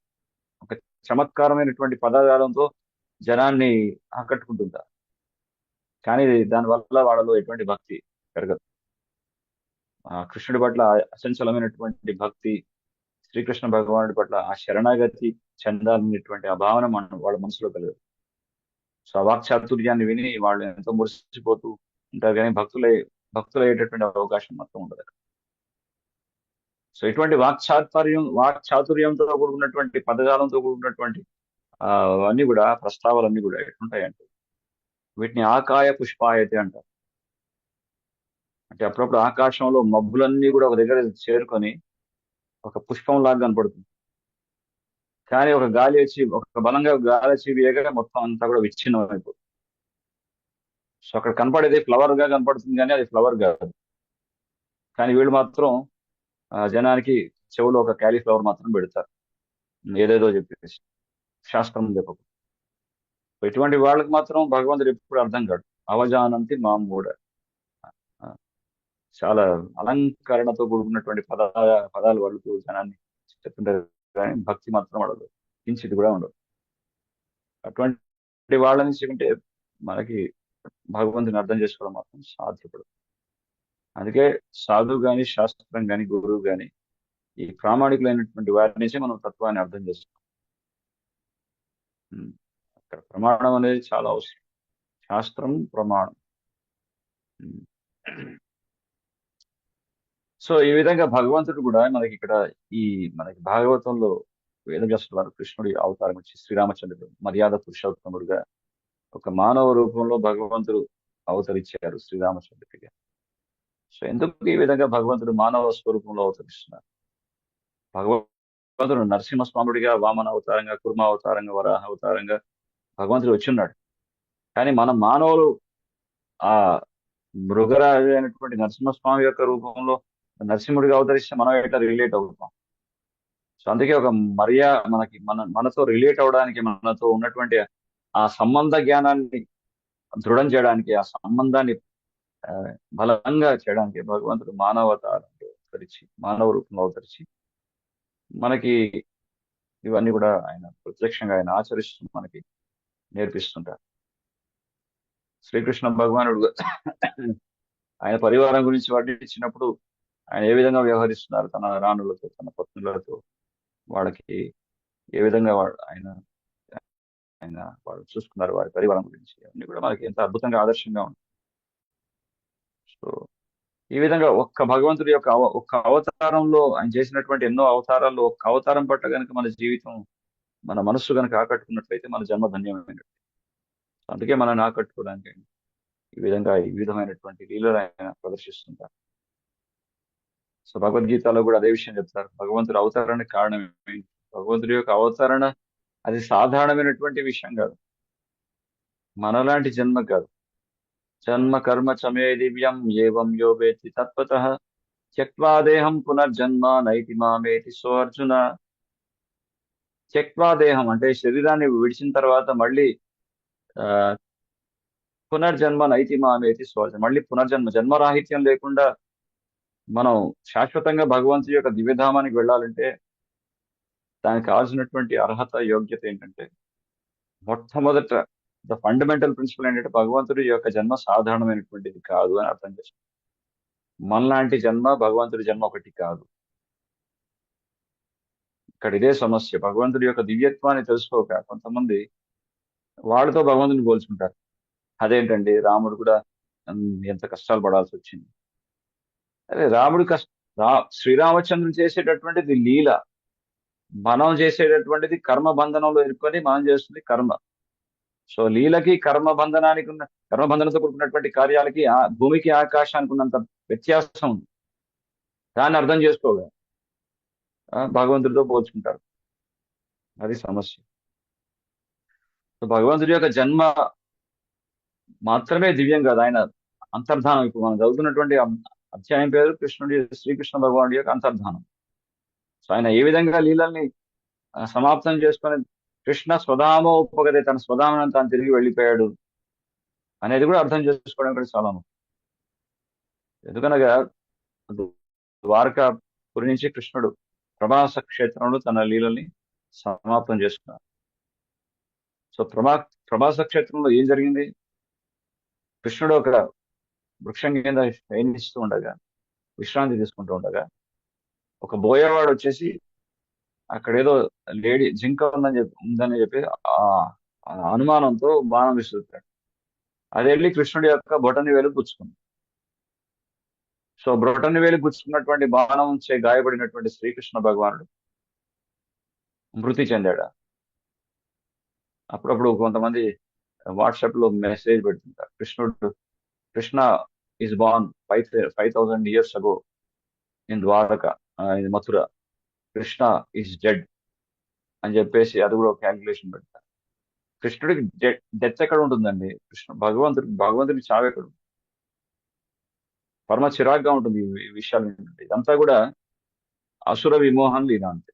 ఇటువంటి అసురులు ఏం కోరుకుంటారు? ఈ ఆసురిక ప్రవృత్తి కలిగినటువంటి వారు, ఈ ఆసురిక లక్షణాలతో, రాక్షస లక్షణాలతో ఉన్నటువంటి వారు వారి మనసులో ఒకటే కోరుకుంటుంది, భగవంతుడి చావు కోరుకుంటారు. ఆ మనం వింటాం పురాణాల్లో, రావణాసురుడు కానీ, హిరణ్యకశిపుడు కానీ, హిరణ్యాక్షుడు కానీ భగవంతునే చంపేద్దాం ఉంటుంది భగవంతుడితో యుద్ధం చేసి. సో వీళ్ళ మనసులో ఏముంది, ఎప్పుడు కూడా పరితపించిపోతుంటారు భగవంతుడి యొక్క మృత్యుని కోరుకుంటారు. సో అందుకే అటువంటి ఆ అసురులకి వాళ్ళ వాళ్ళ కోరిక అనుసారంగా భగవంతుడు ఈ విధంగా ఈ అసురులను దిగ్భ్రాంతికి గురి చేయడానికి వాళ్ళ కోసం ఈ లీల చేస్తారు, అసుర విమోహన లీల.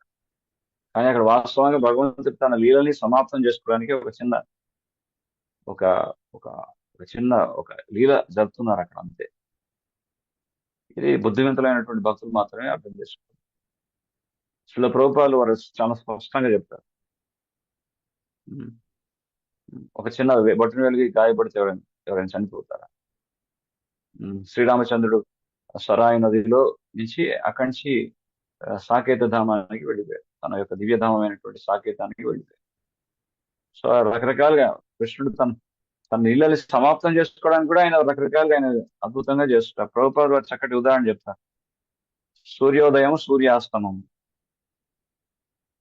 సూర్యుడు ఉదయించాడు, ఆ తర్వాత సూర్యుడు అస్తమిస్తాడు. సూర్యాస్తం అవ్వగానే సూర్యుడు నశించిపోయాడు, సూర్యుడు ఇంకా చనిపోయాడు అని చెప్తాం. సో అలాగే భగవంతుడు చనిపోయాడంటే ఇదే వెరిగా మాట్లాడినట్టు ఉంటుంది. సూర్యుడు అస్తమించినప్పుడు అస్తమించాడు, మళ్ళీ ఉదయిస్తాడు. అలాగే భగవంతుడు తన లీలని ముగించి సమాప్తం చేసుకొని తన అంతర్ధానం అయిపోయాడు. మళ్ళీ నిత్యలీల ఆ గోలోకంలో వేరే ఒక లోకంలో ఇంకా కొనసాగుతూనే ఉంటుంది. అది మనం అర్థం చేసుకోవాలి. అక్కడే మనం పొరపాటు పడుతుంది. సో అందుకే ఇక్కడ ఒక ముఖ్యమైనటువంటి విషయం ఏంటంటే, మనం ఊహాగానాలతో, ఊహా కల్పితాలతో మనం భగవతత్వాన్ని అర్థం చేసుకోకూడదు. ఆ విధంగా మనం పెడదోవ బట్టి మనమే ఆధ్యాత్మికంగా ఆత్మహననం చేసుకున్నటువంటి వాళ్ళం అవుతుంది. సో అందుకే మనకు ఉన్నటువంటి సరైనటువంటి బుద్ధిని, ఆ విచక్షణ జ్ఞానాన్ని సక్రమంగా వాడుకుంటూ ఆ బుద్ధిని శాస్త్రం మీద అవగాహన చేసుకోవడానికి మనం ప్రయత్నం చేయాలి. ఇప్పుడు మనం చేసే ఈ ఆన్లైన్ క్లాసెస్ కానీ ఇవన్నీ కూడా అద్భుతం. దీని మీద శాస్త్రం మీద కాస్త కూస్తో మనకు ఉన్నటువంటి బుద్ధిని వాడుకుంటూ వీటి మీద అవగాహన పొందడానికి మనం చేస్తున్నటువంటి ప్రయత్నం. అందుకే ప్రభుపాదులు వారు అన్నారు, నిత్య భాగవత సేవ అనేది, ఇది భాగవత శ్రవణం అనేది నిత్యం కొనసాగుతూనే ఉంది. ఇది కేవలం ఒక ఆశ్రమంలో ఉన్నటువంటి ఆశ్రమ వాసులే కాదు, ప్రతి ఒక్కరు చేయాల్సిందే. ప్రతి ఒక్కరు కూడా ఒక లీడరే, they are leading their life. ఆయన తన పరివారానికి నాయకత్వాన్ని వహిస్తూ పరివారాన్ని నడిపిస్తున్నాడా, ఒక రాష్ట్రానికి నాయకుడిగా ఉంటూ రాష్ట్రంలో ఉన్నటువంటి ప్రజల్ని నడిపిస్తున్నాడా, ఒక దేశానికి ప్రధానిగా ఉంటూ దేశ ప్రజలందరినీ ధర్మ మార్గంలో నడిపించాలా. సో అసలు ధర్మం అంటే ఏంటో తెలిస్తే కదా ధర్మ మార్గంలో నడిపించేది.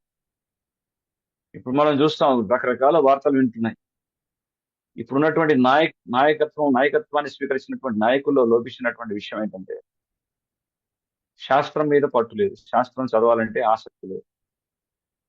కానీ ప్రజల్ని మాత్రం ధర్మ మార్గంలో నడిపించాలి. అసలు ధర్మం అంటే ఏంటో తెలుస్తాయి కదా, ధర్మ మార్గంలో ప్రజల్ని మీరు నడిపిస్తారు. సో ఇప్పుడు అన్ని అవకతవకలు అవుతున్నాయి, మనం చూస్తాం. ఎన్నో తిరుపతిలో అదని అదని.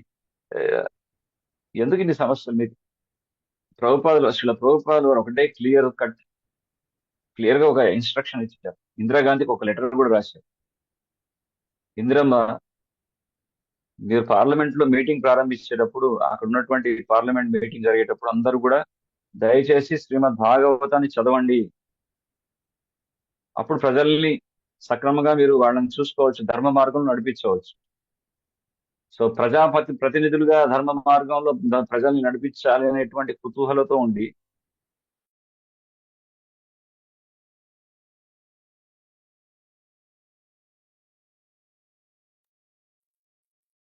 ప్రభుజీ మీ వాయిస్ కట్ అయింది ప్రభుజీ.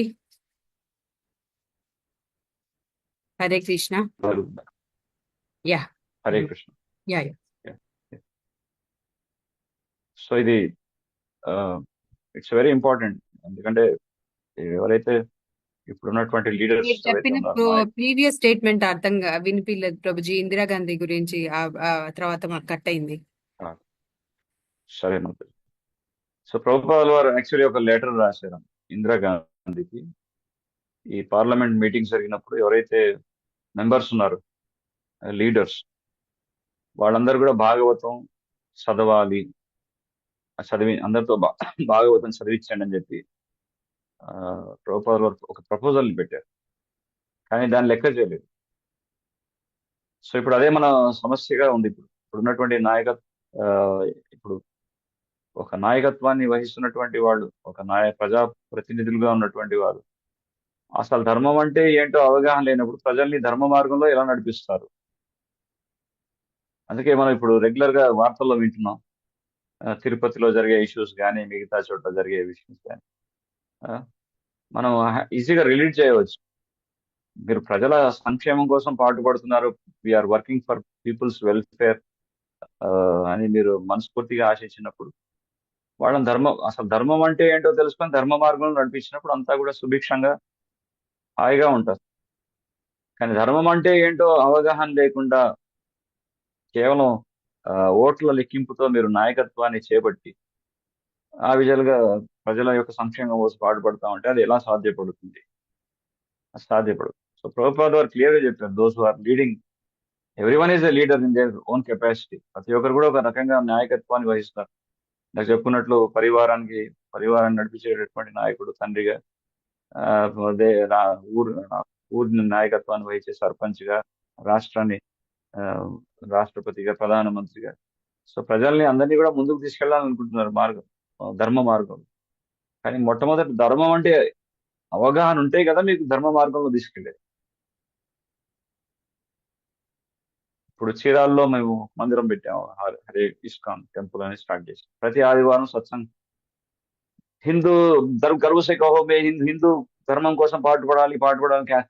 అరే మన సనాతన ధర్మం గురించి కాస్తో కూస్తో అవగాహన పెంచుకోండి అయ్యా. పెంచుకోకుండా ఏం హిందుత్వం అని చెప్పి ఏం హిందుత్వం కోసం ఏం ప్రయాసపడతారు? అదే వచ్చింది సమస్య. పొట్ట విప్పితే ఒక అక్షరం ముక్క తెలియదు భగవద్గీతలో. భగవంతుడు అంటే ఏంటో అవగాహన బొత్తిగా లేదు. మళ్ళీ భగవంతుడి మీద ఎన్నో అపోహలు ఉన్నటువంటి వాళ్ళు ఆ విధంగా భగవంతుని కించపరుస్తూ అవమానపరుస్తుంటే వాళ్ళకి సమాధానపరిచేటటువంటి సత్తా కూడా లేదు. సో ఇట్లాంటి పరిస్థితుల్లో ఎలా మనం ముందుకు వెళ్తాం, మనం మిగతా వాళ్ళని ఇలా ఏ విధంగా ముందుకు నడిపిస్తాం, అది ఇక్కడ పెద్ద ప్రశ్న.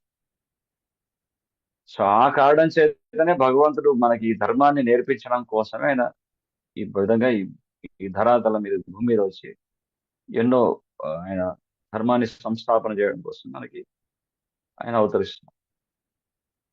అదే మనం 2వ శ్లోకంలో ఇప్పుడు ఈ చదివినటువంటి 31వ శ్లోకం తర్వాత 32, 33వ శ్లోకాల్లో ఆ విషయాన్ని వింటాం.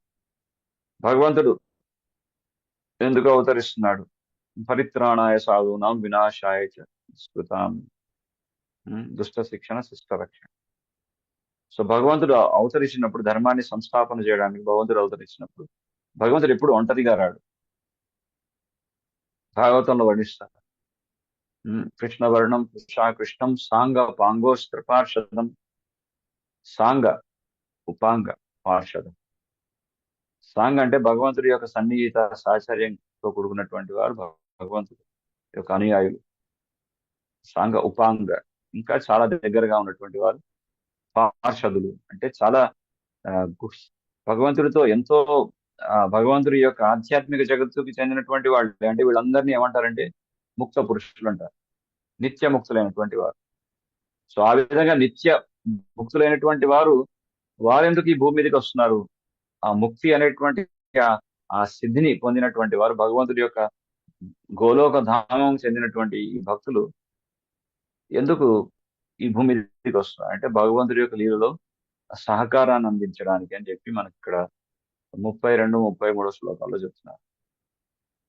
సో అటువంటి నిత్య సహచరులైనటువంటి వారు ఎవరు? వారి గురించి మనకి ప్రస్తావనిస్తున్నారు. వాళ్ళ గురించి మనకు చెప్తున్నారు. శృతదేవ, ఉద్ధవ. సో ఉద్ధవుడు గురించి చాలా మంది మనం విని ఉన్నాం. ఉద్ధవుడు కూడా భగవంతుని కీర్తిస్తూ ఒక గీతాన్ని రాశారు, దాన్ని ఉద్ధవ గీత అంటాం. ఆ పరమశివుడు కూడా రుద్ర గీతాన్ని ఇచ్చారు కృష్ణుని కీర్తిస్తూ. అలాగే ఉద్ధవ గీత అని కూడా ఉంది మనకి. సో ఆ ఉద్ధవుడు సాక్షాత్తు చూస్తే కృష్ణుడికి చాలా దగ్గరికి పోలికలతో ఉన్నటువంటి వాడు కృష్ణుడి యొక్క పరివార సదస్యుడు. సో అటువంటి నిత్య సహచరుల్లో ఉద్ధవుడు, నందుడు, నంద మహారాజు, సునంద. సో వీరంతా కూడా ఎవరి యొక్క రక్షణలో ఉన్నారు? ఇటువంటి సన్నిహితమైనటువంటి భగవంతుడి యొక్క సాహచర్యాన్ని కలిగినటువంటి వారు రామకృష్ణ భుజాశ్రయ అంటున్నారు. అంటే శ్రీరాముడు కృష్ణుడి యొక్క ఆశ్రయాన్ని కలిగినటువంటి వారు. సో వారందరి గురించి ప్రస్తావిస్తూ వారు ఎలా ఉన్నారో, బాగున్నారా, అలాగే వారు మనని కూడా ఎప్పుడైనా గుర్తిస్తున్నారా? అప్పుడప్పుడు మనకు అనిపిస్తుంది కదా, మనకు చాలా ఇష్టం ఉన్నటువంటి వాళ్ళు మనం తలుచుకుంటున్నారా లేదా అని మనకు కూడా అప్పుడప్పుడు మన మనసులో కోరిక ఉంటుంది. మనకిష్టం మనం ఏదైతే వాళ్ళని అహర్నిశలు తలుచుకుంటూ ఉంటామో అటువంటి ఇష్టల్ని, మనకు ప్రియమైనటువంటి వాళ్ళని. సో అదేవిధంగా వాళ్ళు కూడా మనం తలుచుకుంటున్నారా అనేటువంటి కోరిక మన మనసులో ఉంటుంది. సో అదే విధంగా ప్రశ్నిస్తున్నాడు యుధిష్ఠిర మహారాజు. సో ఇటువంటి ఈ నిత్య సహచరులు ఎవరైతే ఉన్నారో వారి గురించి ప్రభుపాదులు వాళ్ళు చెప్తారు స్పష్టంగా. ఉద్ధవుని వంటి కృష్ణుని నిత్య సహచరులందరూ ముక్త పురుషులైనటువంటి వారు. శ్రీకృష్ణుని కార్యమును నిర్వహించుటకు వారందరూ ఆ దేవదేవునితో సహా ఈ భౌతిక జగమున అవతరించిరి. సో భగవంతుడితో పాటు వాళ్ళు అవతరిస్తారు. పరిత్రాణాయ సాధున వినాశాయ దుష్కృతం. అప్పుడప్పుడు దుష్కృతుల్ని తొలగించేటటువంటి కార్యాల్ని భగవంతుడు చేస్తూ కూడా తన భక్తులకు కూడా అవకాశం ఇస్తాడు. ముఖ్యంగా అర్జునుడు, పాండవులు. సో భూమి మీద పాపాత్ముల యొక్క భూభారం పెరిగిపోయింది. సో ఇటువంటి పాపాత్ములు తొలగించేటటువంటి కార్యభారాన్ని పాండవుల మధ్య జరిపించారు కృష్ణుడు. సో అంతా కృష్ణుడే చేస్తున్నాడు, కానీ అర్జునుడికి మొత్తం తన ప్రియ భక్తులకు ఆ క్రెడిట్ ఇస్తున్నాడు భగవంతుడు. అదే భగవంతుడి యొక్క గొప్పతనం. భగవంతుడి ఆ భక్త వత్సల పట్ల ఉన్నటువంటి భగవంతుడికి ఉన్నటువంటి అనురాగం ఉంటుంది. సో ఆ విధంగా ఆ పాండవులు కూడా ఇక్కడ చెప్తున్నారు. పాండవులు కూడా భగవంతుడి యొక్క నిత్య సహచరులే. మనం చూస్తాం కృష్ణార్జునులు, నరనారాయణులే సాక్షాత్తు కృష్ణార్జునులుగా వచ్చారు కదా. సత్యయుగంలో తపస్సు చేస్తున్నటువంటి బద్రికాశ్రమంలో తపస్సు చేస్తున్నటువంటి ఆ నరనారాయణులే మళ్ళీ ద్వాపరయుగంలో కృష్ణార్జునులుగా వచ్చారు. అంటే అర్జునుడు ఏదో ఈ ద్వాపరయుగంలో పుట్టినటువంటి ఒక సాధారణమైనటువంటి వ్యక్తి లాంటి వాడు కాదు, లేకపోతే ఏదో బద్ధజీవి కాదు. ప్రభుపాదుల వారు ఒకటే విషయం చెప్తారు.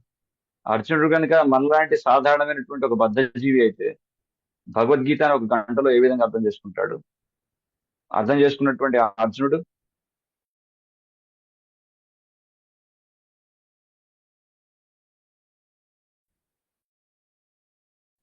కరిష్యే వచనం తవా, నువ్వు ఏది చెప్తే చిన్న సంసిద్ధుడైనట్టు ఆయన నీళ్ళలో నరుడిగా ఎంతో బద్రికాశ్రమంలో తపస్సును ఆచరించినటువంటి మహర్షి.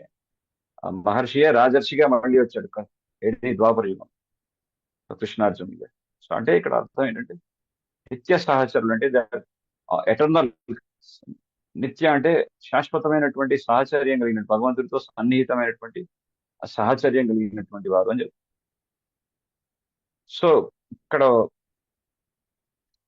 ఇక్కడ ఇంకో విషయం ఏం చెప్తున్నారంటే ఈ శ్లోకంలో ఇటువంటి నిత్య సహచర్యం కలిగినటువంటి ఈ ముక్త పురుషులు ఎవరైతే ఉన్నారో, సో వారు ఎప్పుడైతే భగవంతుడు ఈ భౌమ లీలలో, అంటే ఈ భూమి మీద భగవంతుడు వచ్చి లీల ప్రదర్శించినప్పుడు వాడు కూడా భగవంతుడితో పాటు కూడా వచ్చినప్పటికీ కూడా ఈ విషయం వాళ్ళకి గుర్తుండదు. నేను భగవంతుడి యొక్క నిత్య సహచరుడు అనేటువంటి విషయం వాళ్ళకి స్మరణలోకి ఉండదు. సో ఎందుకు ఉండదు అని చెప్పి ప్రభుపాదులు వారు ఇక్కడ ఏమో స్పష్టం చేస్తున్నారంటే, ఈ భగవంతుడి యొక్క అంశానుభూతులైనటువంటి వీళ్ళంతా కూడా తటస్థ శక్తికి కోవుకు చెందినటువంటి వారు. They are marginal potential. అంటే భగవంతుడికి ఎన్నో శక్తులు ఉన్నాయి. పరస్య శక్తులు వివిధైవ శ్రూయతే. భగవంతుడి యొక్క బహిరంగ శక్తి, మాయాశక్తి, భగవంతుడి యొక్క ఆంతరంగిక శక్తి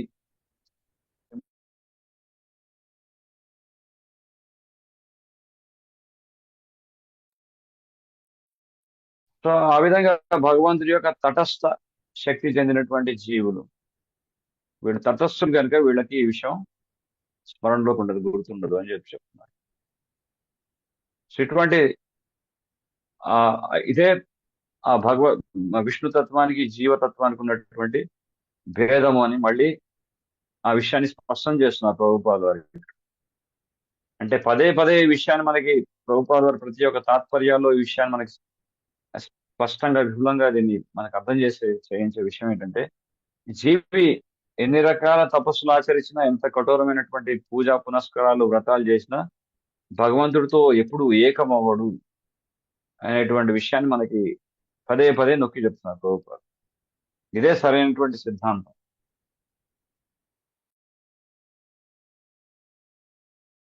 సో ఈ విధంగా వాళ్ళు ఇంకో అద్భుతమైనటువంటి విషయం ఇక్కడ, ఇటువంటి నిత్య సన్నిహితమైనటువంటి సాహచర్యం కలిగినటువంటి భగవంతుడి యొక్క ఆంతరిక భక్తులైనటువంటి వారు వాళ్ళు ప్రతి నిమిషం అహర్నిశలు అన్ని భగవంతుని ఆధారం చేసుకొని వాళ్ళు జీవిస్తూ ఉంటారు. పొరపాటున ఎప్పుడు కూడా వాళ్ళ యొక్క శక్తి సామర్థ్యాలతో భగవంతుడితో పోటీ పడే ప్రయత్నం మాత్రం వాళ్ళు పొరపాటున కూడా చేయరు. అది చాలా అద్భుతమైనటువంటి స్టేట్మెంట్ ప్రభుపాద చెప్తుంది ఈ తాత్పర్యంలో. ఇక్కడ మన ఉదాహరణకి పాండవుల్ని ఉదాహరణకు తీసుకుంటాం.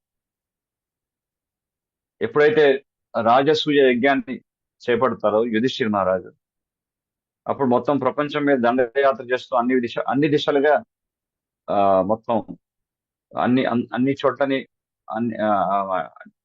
ఆక్రమించు అన్ని రాజ్యాన్ని గెలుచుకొని రమ్మని చెప్పి యుధిష్ఠిర్ మహారాజు 4 సోదరులు పంపిస్తారు. సో అందులో సహదేవుడు ఆయన దక్షిణ భారతం వైపు వెళ్తారు. దక్షిణ భారతాన్ని పూర్తిగా దాన్ని మొత్తం ఆక్రమించుకొని శ్రీలంక వరకు మొత్తం తను ఆక్రమించుకొని వస్తుంది. ఇక్కడ ఉన్నటువంటి రాజులంతా కూడా మీరే, ఈ దక్షిణ భారతం వైపు ఉన్నటువంటి రాజ్యాలన్నీ కూడా మీవే అని చెప్పేసి వాళ్ళంతా కూడా సామంత రాజుగా అవడానికి సిద్ధపడతారు. యుధిష్ఠిర్ మహారాజ్ సామ్రాట్ అయినటువంటి యుధిష్ఠిర్ మహారాజ్కి సేవకులుగా ఉండడానికి సిద్ధపడతారు. ఇక నకులుడు వచ్చేసి ఆయన పశ్చిమం వైపు పర్యటిస్తూ మొత్తం ఇరాన్ లాంటి దేశం వరకు మొత్తం అన్ని కూడా ఆక్రమించుకుని అక్కడ రాజులందరినీ కూడా సామంత రాజులుగా ఒప్పింపజేస్తాడు నకులుడు. మొత్తం వెస్ట్రన్ సైడ్ అంతా. ఇక అర్జునుడు వచ్చేసి ఉత్తర దిశ వైపు ఉన్నటువంటి రాజ్యాలన్నీ కూడా, ఈవెన్ కజాఖ్స్తాన్ తో పాటు వాటన్నిటిని కూడా ఆక్రమించుకొని వచ్చేస్తాడు. అలాగే భీమసేనుడు వచ్చేసి తూర్పు వైపు ఉన్నటువంటి రాజ్యాలన్నీ కూడా, ముఖ్యంగా ఈ బర్మా లాంటి దేశం వరకు కూడా మొత్తం అన్నిట్లో ఆధిపత్యాన్ని, అక్కడ ఉన్నటువంటి అధికారాన్ని పాండవుంది అని చెప్పి అక్కడ రాజులందరికీ కూడా వాళ్ళని సేవకులుగా పెట్టుకుని ఆధిపత్యాన్ని వహించేస్తారు. కానీ ఇవన్నీ కూడా వాళ్ళు వీటి మీద అన్నిటి మీద ఆధిపత్యాన్ని వహించినప్పటికీ పాండవులు ఇంత పరాక్రమవంతులైనటువంటి పంచ పాండవులు, వాళ్ళలో ఉన్నటువంటి గొప్ప లక్షణం ఏంటంటే అన్ని సందర్భాల్లో అన్ని వేళల్లో భగవంతుని ఆధారంగా చేసుకున్నారు. భగవంతుని మీద పూర్తిగా ఏ విధంగా పసిబిడ్డ తల్లినే పూర్తిగా ఆధారం చేసుకొని ఆ పసిబిడ్డ ఏ విధంగా అయితే పూర్తిగా ఉంటుందో తల్లి మీద ఆధారపడి ఉంటుందో, అదేవిధంగా ఇంత గొప్ప పరాక్రమవంతులు, ఇంత గొప్ప సామ్రాట్, ఇంత గొప్ప రాజులైనటువంటి వారు ఇంత గొప్ప ఆధిపత్యాన్ని కలిగి ఉన్నప్పటికీ కూడా భగవంతుని యొక్క ఆధిపత్యంలోనే ఉన్నారు. అదే చాలా గొప్ప విషయం. అదే మనం ముక్త పురుషులు అంటే ఎవరు కాదు, ఇటువంటి వాళ్ళు ముక్త పురుషులు. ముక్త పురుషులు అంటే నేను భగవంతుడితో ఒకటని చెప్పి చలామనేటటువంటి మూర్ఖులు కాదు. ముక్త పురుషులు అంటే భగవంతుని ఆధారంగా చేసుకుని భగవంతుడి యొక్క గొప్పతనాన్ని గుర్తించి భగవంతుడి యొక్క సేవకులుగా ఉన్నటువంటి వాళ్ళు ముక్త పురుషులు. సో ఇక్కడ ప్రభుపాద వారు ఇంకో చక్కటి ఉదాహరణ చెప్తారు. ఒక అగ్నితో కూడుకున్నటువంటి ఆ అగ్నిలో ఉన్నటువంటి ఒక అగ్గిరవ్వ, ఒక అగ్ని అగ్ని ప్రజ్వలింపబడినప్పుడు ఆ అగ్నిలోంచి చిన్న తుప్పలాంటి అగ్ని రవ్వలన్నీ కూడా వస్తుంటాయి. సో ఆ అగ్నిలో ఉన్నటువంటి ఒక అగ్ని రవ్వ కనుక అనుకుంది అనుకోండి, చూసారా నన్ను చూడండి, నా గొప్పతనం చూడండి, నాలో కూడా ఎంత కాంతి ఉందని చెప్పి అగ్ని నుంచి అది వేరైంది అనుకోండి, దాని శక్తికి ఏమైనా వాల్యూ ఉంటుందా? అదే ప్రభుపాలు చెప్పే ఎగ్జాంపుల్. సో అగ్ని కణం ఏదైతే ఉందో, అగ్నితో పాటు ఎప్పుడైతే అది ప్రజ్వలింపబడుతుందో, అగ్నితో పాటు కూడా ఉన్నప్పుడే దాని శక్తి అనేది దానికి ఉంది, అది గుర్తింపు అనేది. కానీ ఆ ఆ మహా ఆ దావానలంతో అగ్నితో భిన్నంగా ఉంటూ ఆ చిన్న నిప్పురవ్వ గనుక నేను ఎంత గొప్ప, నా గొప్పతనం ఎంతది చూడండి అన్నటువంటి విధంగా ప్రవర్తిస్తే అది తుస్సుమంటుంది అంతే. అది మనకు కూడా అదే వర్తిస్తుంది. సో మన గొప్పతనం, మనకున్నటువంటి సామర్థ్యం అంతా మనకున్నటువంటి సామర్థ్యం అంతా ఎక్కడి నుంచి వస్తుంది? భగవంతునే వస్తుంది. మనకున్నటువంటి శక్తి సామర్థ్యాలన్నిటికీ మూలం భగవంతుడే. సో అటువంటి భగవంతుడితో పాటు మనం అనుసంధానమై ఆ భగవంతుడి యొక్క శక్తిని గుర్తించి తద్వారా మనం ఆ విధంగా ఉన్నట్లయితే, భగవంతుడితో కనెక్ట్ అయి ఉంటే మనం కూడా షైన్ అవుతాం. అంతేగాని భగవంతుడితో వేరుగా ఉంటూ నేను కూడా భగవంతుడి కంటే గొప్పవాడని చెప్పి భగవంతుడితో కనుక పొరపాటున పోటీ పడాలనేటువంటి ప్రయత్నం చేసినట్లయితే ఆ అగ్నిగణంలాగా మనం కూడా నిర్వీర్యం అయిపోయి ఆ మన ఆధ్యాత్మిక శక్తిని అంతా కోల్పోయి ఆ విధంగా మనం విచ్ఛిన్నం అయిపోతాం. అదే పరిస్థితి. ఇది చాలా ప్రభుపాద వారు ఎంత చక్కటి ఎగ్జాంపుల్స్ ఒక్క ఎగ్జాంపుల్ అర్థం చేసుకున్నారంటే చాలు మనకి ఇంకా ఇంకా భగవంతుడితో ఎలా కనెక్ట్ అవ్వాలనేది, మనకి భగవంతుడితో ఉన్నటువంటి సంబంధాన్ని ఎలా దృఢం చేసుకోవాలనేది అర్థమవుతుంది.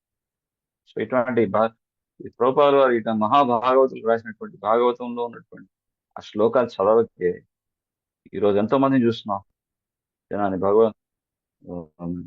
ఈ మధ్య కాలంలో ఒక మీటింగ్కి వెళ్ళా, సంత సమ్మేళనం అన్నమాట.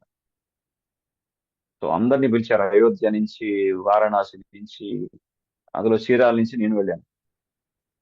అందరినీ డయాస్ మీద కూర్చోబెట్టారు. ప్రతి ఒక్కరు నా నోటి నుంచి వచ్చే మాట అయోధ్య రాముడి యొక్క గుణగణాలను కీర్తించాలి. అయోధ్య నుంచి వచ్చినటువంటి సంతు రాముడు ఐక్యమే మాట మాట్లాడతాడు. అసలు వీడిని అయోధ్యకి సంబంధించినటువంటి సంత ఎలా అవుతాడా అని నాకు చాలా దిగ్భ్రాంతి గురైపోయాడు.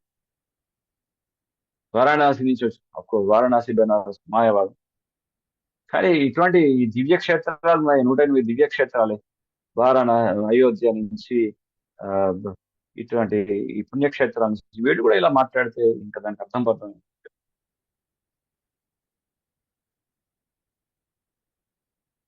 సో ఆ విధంగా భగవంతుడితో ప్రభుపాలు మనం ఎంత అదృష్టం అంటే, ప్రభుపాలు వారు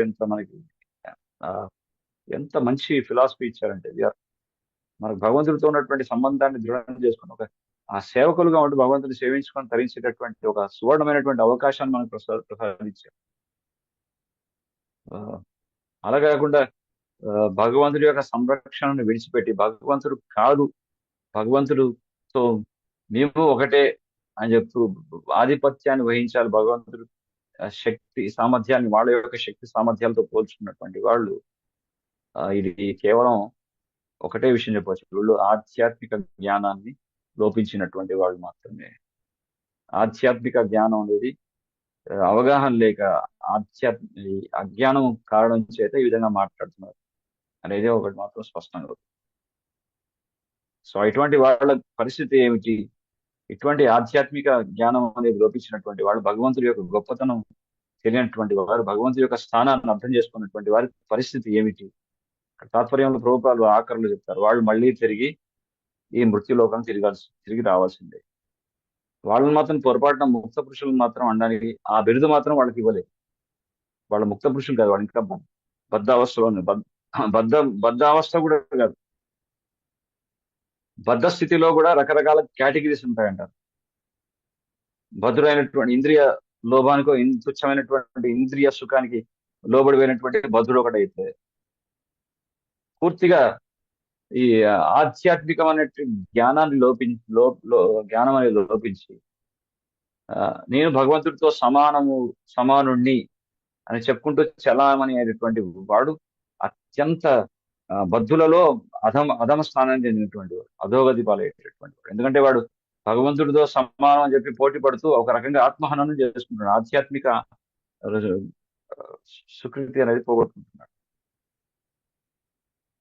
సో ఆ, ఇటువంటి వాళ్ళు ఎంతో తపస్సు చేసి ఉన్నప్పటికీ కూడా ఇక్కడ ప్రభుపాదులు వారు ఏం చెప్తున్నారు, తపస్సు తపస్సు చాలా మంది చేస్తారు. తపస్సు అనేది మనం చూస్తాం ఇప్పటికీ. ఇప్పుడు మహాకుంభమేళ జరుగుతుంది. అంత చల్లో ఆ, ఎటువంటి స్వెటర్ కూడా ఇలా మంకీ క్యాప్ బుగ్గా పెట్టుకోకుండా వెళ్తారు. అది కూడా తపస్సే. కానీ ఏం లాభం తపస్సు చేసి? ఆ, నేను కూడా శివ ఐక్యం పొందాను, శివుడితో ఐక్యమే ఎట్లా అవుతారు? ఆ, అక్కడ శివుడు కాలకూట సముద్ర మంథనం జరుగుతున్నప్పుడు కాలకూట విషయం వచ్చిన శివుడు హాలాహలాన్ని సేవించారు. శివుడు పరమశివుడు హాలాహలాన్ని సేవించారు కాబట్టి నేను కూడా గాంజా తాగుతా అని చెప్పేసి చుట్టా బీడింగ్ కాలుస్తుంటారు పుణ్యక్షేత్రాలు కూర్చొని. నువ్వు చుట్టా బీడి గాంజా తాగడం కాదు, కొంచెం ఇంత ఒక డ్రాప్ పాయిజన్ తీసుకొని నేను కూడా శివుడితో సమానం అని చెప్పుకో.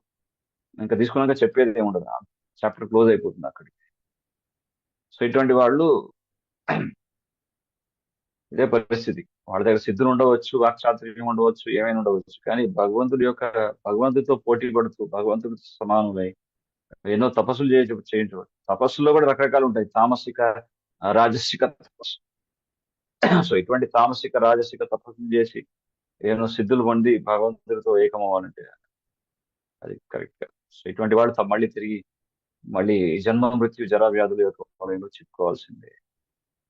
ఇది ఆఖరిలో వేదాలన్నీ కూడా ఇవే నిర్ధారిస్తున్నాయని చెప్పి ప్రభుపాదులు వారు ఆఖరిలో ఈ తాత్పర్యంలో ఉన్నటువంటి ఆఖరి విషయంగా సూచిస్తున్నారు ఇక్కడ.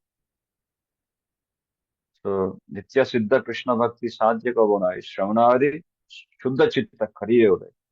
కృష్ణ భక్తి మన హృదయం, అందరి హృదయంలో దాగింది. అది ఎక్కడో బయట నుంచి తీసుకొచ్చేది కాదు, కానీ ఒక ప్రామాణికమైనటువంటి పద్ధతిలో, ఒక ప్రామాణికమైనటువంటి గురు శిష్య పరంపరాగతంగా మనం కనుక చక్కగా శ్రవణం చేసినట్లయితే ఆ హృదయంలో దాగినటువంటి కృష్ణ భక్తి మళ్ళీ ఉదయిస్తుంది. అది శ్రవణం యొక్క ఎండ్ రిజల్ట్. సక్రమమైనటువంటి మార్గంలో భగవత్ తత్వాన్ని మనం శ్రవణం చేసుకున్నామంటే మన హృదయంలో భగవంతుడి పట్ల భక్తి, ప్రేమ, ప్రపత్తి అనేది చోటు చేసుకోవాలి. ఆ శ్రవణం అనేది సరిగా జరగట్లేదంటే, దాంట్లో కనెక్షన్ అనేది సరిగా లేకపోతే అప్పుడు కృష్ణ భక్తి కాదు, కృష్ణ భోక్తి అయిపోతుంది. కృష్ణుడిగా భోగించాలనుకుంటాం, కృష్ణుడిని భోగించాలనుకుంటాం, గురువుగా భోగించాలనుకుంటాం. We only serve Krishna and Guru for our own self aggrandisement, not for their pleasure. అది అయిపోతుంది. ఒక రకంగా అప్పుడప్పుడు చూసినట్లయితే ఈవెన్ డివోషనల్ లో కూడా ఇట్స్ పర్వర్టెడ్ రిఫ్లెక్షన్, ఇట్లాంటి లక్షణాలు కనపడుతుంటాయి. They only want to make a show off that sir. నిజంగా you really want to please Krishna and guru, it's not మీరు ఎంత ఫిజికల్ ప్రాక్సిమిటీ పెట్టుకున్నారు, ఎంత దగ్గరగా కృష్ణుడుకున్నారు, ఎంత గురువుకి దగ్గర తిరుగుతున్నారు కదా, అక్కడ గురువు యొక్క ఇన్స్ట్రక్షన్ అంతా ఫాలో అవుతున్నారు, అది ముఖ్యం. సో దట్స్ దాన్నే వాణి సేవ. శ్రీల ప్రభుపాదులు ఒకటే చెప్పారు. శ్రీల ప్రభుపాదులు వారి యొక్క అనుయాయులందరికీ ఒక సూచన, నిత్యం భాగవత సేవ, భాగవతాన్ని చదవండి, తద్వారా భగవంతుడి తత్వాన్ని గొప్పతనం అర్థం చేసుకోండి. భగవంతుడి యొక్క సేవకులు ఉన్నటువంటి ఆ విషయాన్ని ఎప్పుడు మర్చిపోకండి. శివేరో హై స్వరూప్ నిత్యర కృష్ణదాస్. మనం ఈవెన్ ముక్తి పొందినప్పటికీ కూడా మన స్వరూపం మారట్లేదు, మన యొక్క లక్షణం మారట్లేదు. ముక్తి పొందిన తర్వాత నేను భగవంతుడితో ఒకటిని కాదు, ముక్తి పొందిన తర్వాత కూడా మన స్వరూపమైన వ్యవస్థిత, మన స్వరూపంలో మన స్థితులమై ఉండి మళ్ళీ మన భగవత్ సేవ అనేది మళ్ళీ తిరిగి కొనసాగిస్తూనే ఉన్నాం. ఆధ్యాత్మిక ఇక్కడ ఈ భౌతిక జగత్తుల్లో మనం భగవంతుడిని సేవించుకుంటాం, మళ్ళీ తిరిగి ముక్తి పొందిన తర్వాత ఆధ్యాత్మిక జగత్తుకు వెళ్ళిన తర్వాత కూడా ఆ సేవ కొనసాగుతూనే ఉంటుంది, మళ్ళీ సేవకులుగానే ఉంటాం. అది మన వాస్తవిక స్థితి. హరే కృష్ణ. జయ శ్రీమద్ గ్రంథరాజ్ శ్రీమద్ భాగవతం కి జయ, శ్రీల ప్రభుపాద కి జయ, అనంత కోటి వైష్ణవుని కి జయ. Thank you very much. So ఈ రోజు జరిగినటువంటి ఈ క్లాస్ లో ఏదైనా ఎవరికైనా ఏమైనా వ్యాఖ్యలు కానీ ప్రశ్నలు కానీ ఉంటే అడగవచ్చు. చాలా ధన్యవాదాలు ప్రభుజీ, ఎంతో అద్భుతమైన క్లాస్ చెప్పారు. చాలా వివరంగా ఎక్స్ప్లెయిన్ చేశారు, ఎలా మనము కలియుగంలో ఎలా ఉన్నారు జనాలు, ఎంత ప్రాముఖ్యత ఉంది భగవద్గీతకి భాగవతంకి అని చాలా బాగా ఎక్స్ప్లెయిన్ చేశారు ప్రభుజీ. సో మీకు కొంచెం ప్రశ్నలకు సమయం ఉందా ప్రభుజీ? Already yeah. సో భక్తులకు ఎవరికైనా ప్రశ్నలు ఉంటే అడగచ్చండి. అన్మ్యూట్ చేసుకుని అడుగుతారా?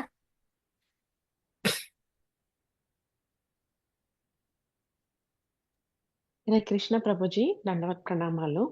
ఎస్ మాతాజీ. హరే కృష్ణ.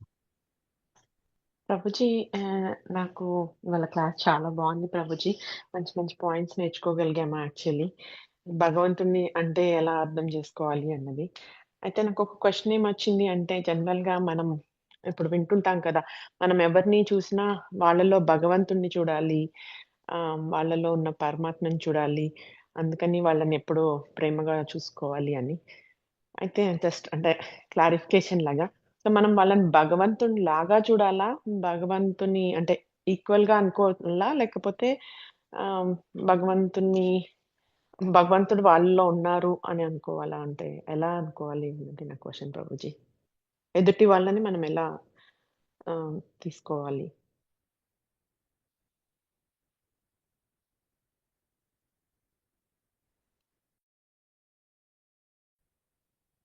ఇవి చక్కగా కృష్ణుడు నిజంగా విద్యావంతుడైనటువంటి వ్యక్తి, ఒక పండితుడు. ఒక పండితుడు అంటే వాస్తవాన్ని గ్రహించినటువంటి వాడు. ఆయన ఏ విధంగా సమదృష్టి కలిగి ఉంటాడు. విద్యా వినయ సంపన్నే బ్రాహ్మణే గవి హస్తిని సునీచైవ స్వపాకే చ పండిత సమదర్శినః. వాస్తవంగా నిజమైనటువంటి విద్య కలిగినటువంటి వాడు విద్యా దదాతి వినయం. విద్య ద్వారా వినయం అనేది వస్తుంది. సో ఆ వినయంతో కూడుకున్నటువంటి విజ్ఞానాన్ని కలిగినటువంటి వాడు ప్రతి ఒక్కరిలో కూడా పరమాత్మని దర్శించుకుంటాడు. సునీచైవ స్మృతాకేజ పండిత సమదర్శిన. ఆ పండితుడు సమదర్శి అంటే పరమాత్మ. ఒక బ్రాహ్మణుడు గాని, ఒక గోవుని గాని, ఒక శునకాన్ని గాని, ఒక శునక మాంసం భక్షించు చండాలుడు గాని, వీరందరిలో కూడా పరమాత్మని దర్శించుకుంటాడు. అలా అని చెప్పేసి వాడు పరమాత్మ అని కాదు. పరమాత్మ వాళ్ళ హృదయస్థంలో సాక్షిభూతుడిగా పరమాత్మ ఉన్నాడు. ఇక్కడ సాక్షిభూతుడిగా ఉన్నాడంటే పరమాత్మతో పాటు ఇంకొకరు కూడా ఉన్నారు. వారు ఎవరంటే జీవాత్మ. సో ఆ జీవి పట్ల భగవంతుడికి ఎంత దయ ఉందంటే, మనం ఎన్నిసార్లు భగవంతుని వైపు మన మొహాన్ని చాటేసి మనం వెళ్ళిపోయినా సరే, మనతో పాటే మనకు కూడానే భగవంతుడు పరమాత్మగా సాక్షిభూతుడిగా మనతో పాటే ఉంటూ మనకి హృదయస్థం నుంచి చైత్య గురువుగా పరమాత్మగా మనకి సూచనలు ఇస్తూనే ఉన్నారు. సో ఇక్కడ పరమాత్మ చేసే కార్యం ఏమిటి అంటే ఉపదృష్ట హనుమంత. ఒక సాక్షిభూతుడిగా ఉన్నటువంటి పరమాత్మ అందరినీ పరిశీలిస్తూ వాళ్ళకి మత్త స్మృతి జ్ఞానం ఉపమోహం నుంచి వాళ్ళకి కావాల్సినటువంటి మరుపుని, జ్ఞానాన్ని, స్మృతిని ఇవన్నీ కూడా భగవంతుడు ఇస్తున్నాడు. సో మనం ఎదుటి వ్యక్తిని మనం ఎప్పుడైనా మనం నమస్కారం, మన సనాతన సాంప్రదాయంలో ఉన్నటువంటి పద్ధతి, ఆచార వ్యవహారంలో మనం నమస్కారం పెడతాం, ప్రణామాలు అర్పిస్తాం. అంటే ఆ వ్యక్తిలో పరమాత్మ ఉన్నాడు కాబట్టి మనం గౌరవిస్తాం. ఒక పులిలో, ఒక సింహంలో కూడా పరమాత్మ ఉన్నారు కాబట్టి మనం గౌరవిస్తాం, అందుకే దూరం ఉంటాం. సో పులిలో కూడా పరమాత్మ ఉన్నాడని చెప్పి మనం వెళ్ళి పులి దగ్గరగా ఉన్నాం. సో వాటిలో పరమాత్మ ఉన్నప్పటికీ వాటికి ఆ శరీరం అనే ఆ జీవికి ఆ శరీరం ఇవ్వబడింది. ఎందుకు? దాని యొక్క కర్మానుసారంగా. సో ఆ విధంగా ఆ పరమాత్మతో పాటు జీవి కూడా ఆ శరీరంలో ఉన్నాడు, దేహదారిగా ఉన్నాడు. మనం పరమాత్మని పరమాత్మ గౌరవిస్తాం. అలాగే ఆ జీవి పరమాత్మకి అంశానుభూతులైనటువంటి జీవి కాబట్టి ఆ జీవిని కూడా మనం గౌరవిస్తాం. సో ఆ దృష్టికోణంతో మనం చూస్తాం. అంతేగాని పరమాత్మ ఉన్నాడని చెప్పేసి పరమాత్మ అయిపోయారు, పరమాత్మ ఉన్నంత మాత్రం వాడు పరమాత్మ అయిపోదు. సో ఒక జస్ట్ లైక్ ఒక రూమ్ లో ఒక ప్రభుత్వ చక్కటి ఉదాహరణ చెప్తారు. ఒక వృక్షం మీద 2 పక్షులు ఉన్నాయి. ఒక పక్షి పండ్లని తింటూ ఉంది, ఇంకో పక్షి గమనిస్తూ ఉంది. సో ఆ ఫలములని తింటున్నటువంటి ఆ పక్షి జీవాత్మ అయితే, ఆ ఆ పక్షి, ఇంకో పక్షి ఏదైతే గమనిస్తుందో ఆ గమనించేటటువంటి పక్షి పరమాత్మ. సో మన హృదయస్థంలో ఉన్నటువంటి పరమాత్మ ప్రతి ఒక్క జీవి తన కర్మ ఫలితాలను ఏ విధంగా అనుభవిస్తున్నాడు, తను చేసే కార్యాలన్నింటినీ పసిగడుతున్నాడు. సో అది మనం ఆ విధంగా అర్థం చేసుకుంటాం. మనం చేసే ప్రతి కార్యానికి సాక్షిభూతుడిగా పరమాత్మనే ఉన్నాడు. అందుకే అప్పుడప్పుడు పొరపాటు చేసిన, తప్పు చేసిన, నేరాలు చేసిన, ఘోరాలు చేసిన కొంతమందికి తప్పు చేయొద్దు చేయొద్దు చేయొద్దని చెప్పేటటువంటి ఒక ఇన్నర్, మన హృదయం నుంచి ఒక ఇన్నర్ వాయిస్ వస్తుంది. కానీ దాన్ని వినడానికి ఆ సిగ్నల్, ఆ కనెక్టివిటీ స్ట్రాంగ్ గా ఉండదు. ఎందుకంటే వాళ్ళు ఆధ్యాత్మికత లోపించింది కాదు. అందుకే తప్పు చేయొద్దని మనసు చెప్పినా కానీ తప్పు చేసేస్తుంటారు. కానీ ఆధ్యాత్మికంగా బలంగా ఉన్నటువంటి వారు ఆ పరమాత్మ ఇచ్చేటటువంటి సూచనల్ని అందుకుంటూ ఆ విధంగా రెస్పాండ్ అవుతుంటారు, ఆ విధంగా కార్యాలు చేస్తారు. సో తేనే బ్రహ్మ హృదయ సారీ ధ్యానావస్థిత తద్గతేన మనసా పశ్యంతియం యోగినః.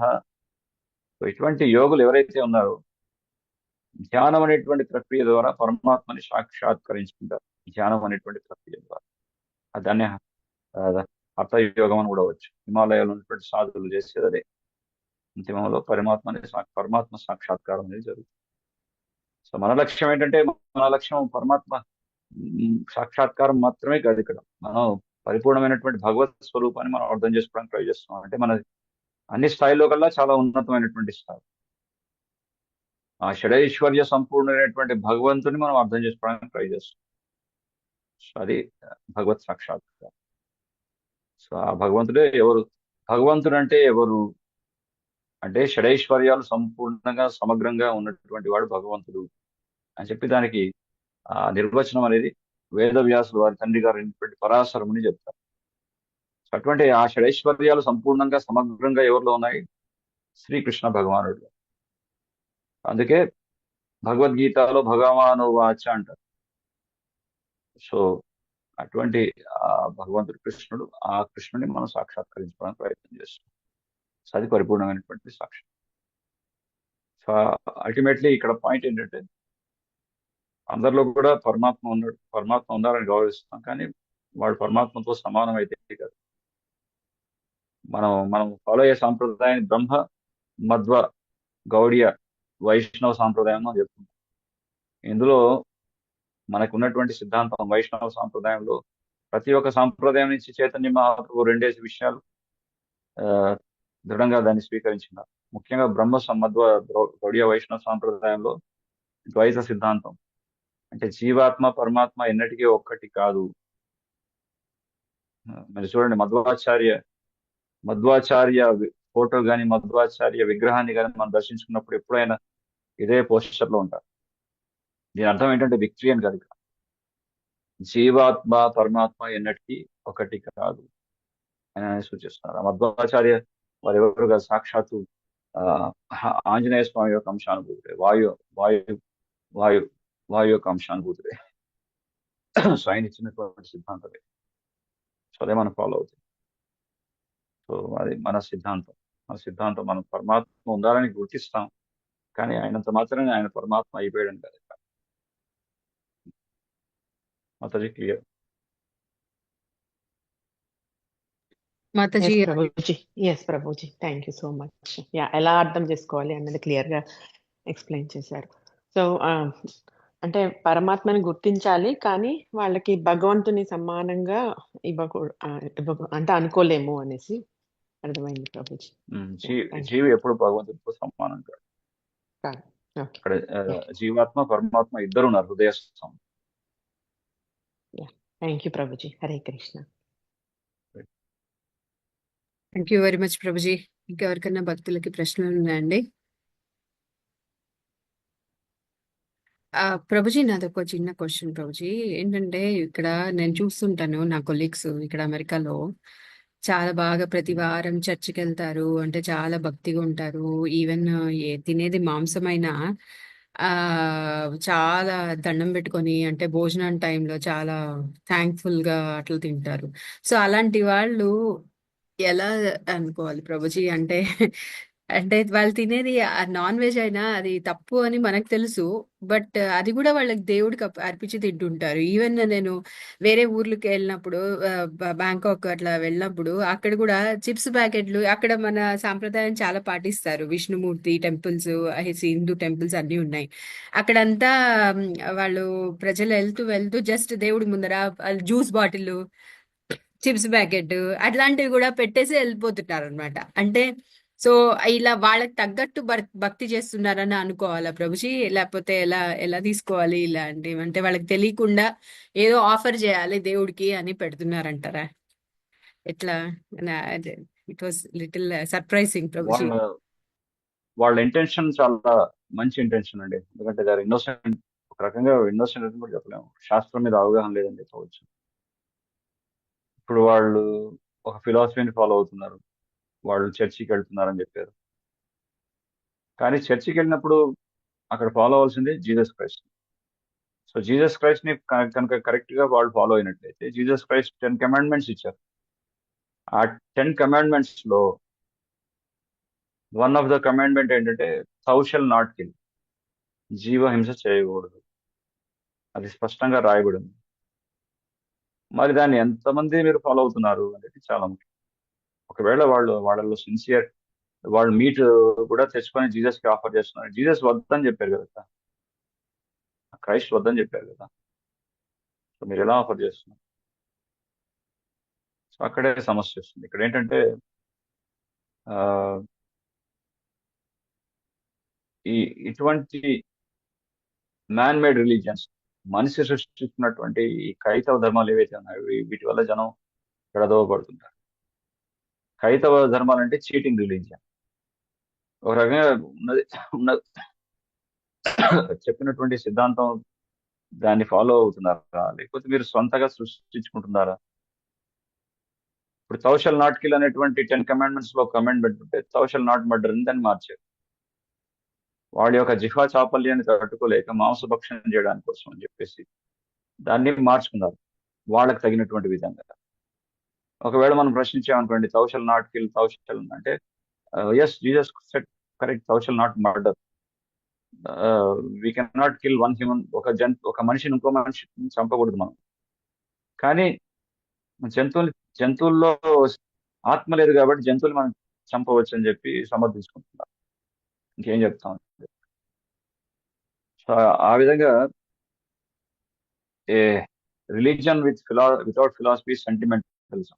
అక్కడ ఒక ఒక ఒక ధర్మాన్ని వాళ్ళు ఆచరిస్తున్నారు అంటే దాంట్లో కనుక తత్వం కనుక లేనట్లయితే అది ఒక మూఢత్వంతో ఉంటుంది. ఆ మూఢత్వం ఎలా ఉంటుందంటే ఇలాగే ఉంటుంది. సో అలా ఆ మూఢభక్తి చేస్తూ వాళ్ళు ఎంతో ఉన్నతంగా మేము భక్తి చేస్తున్నాం అనుకుంటారు. ఒకసారి ఇదే చర్చికి వెళ్ళినప్పుడు ఆ, ఒక ఒక ఒక పాస్టర్ తో మాటలు జరుగుతున్నప్పుడు నేను అన్నాను, Jesus is son of the God. ఆ విషయాన్ని ఆయన చెప్పారు. ఆయన ఎప్పుడు భగవంతుడు అని చెప్పలేదు అని చెప్పి, నో జీసస్ ఈజ్ గాడ్ అన్నారు. సో ఎలా మీరు ప్రూవ్ చేయండి? బైబుల్ మీరు మీరు మీరు మీరు బైబుల్ చదువుతున్నారు, బైబుల్లో చూపించినాడు. సో బైబుల్ ఓపెన్ చేసి ఒక స్టేట్మెంట్ చదివాడు, Jesus is the one who connects our who is Jesus is like a bridge who connects us to God అన్నాడు. సో ఇప్పుడే జీసస్ గాడ్ అన్నాం, మళ్ళీ జీసస్ ఇస్ ద బ్రిడ్జ్ అన్నాం, మళ్ళీ అక్కడ గాడ్ ఎవరు? సో ఆయన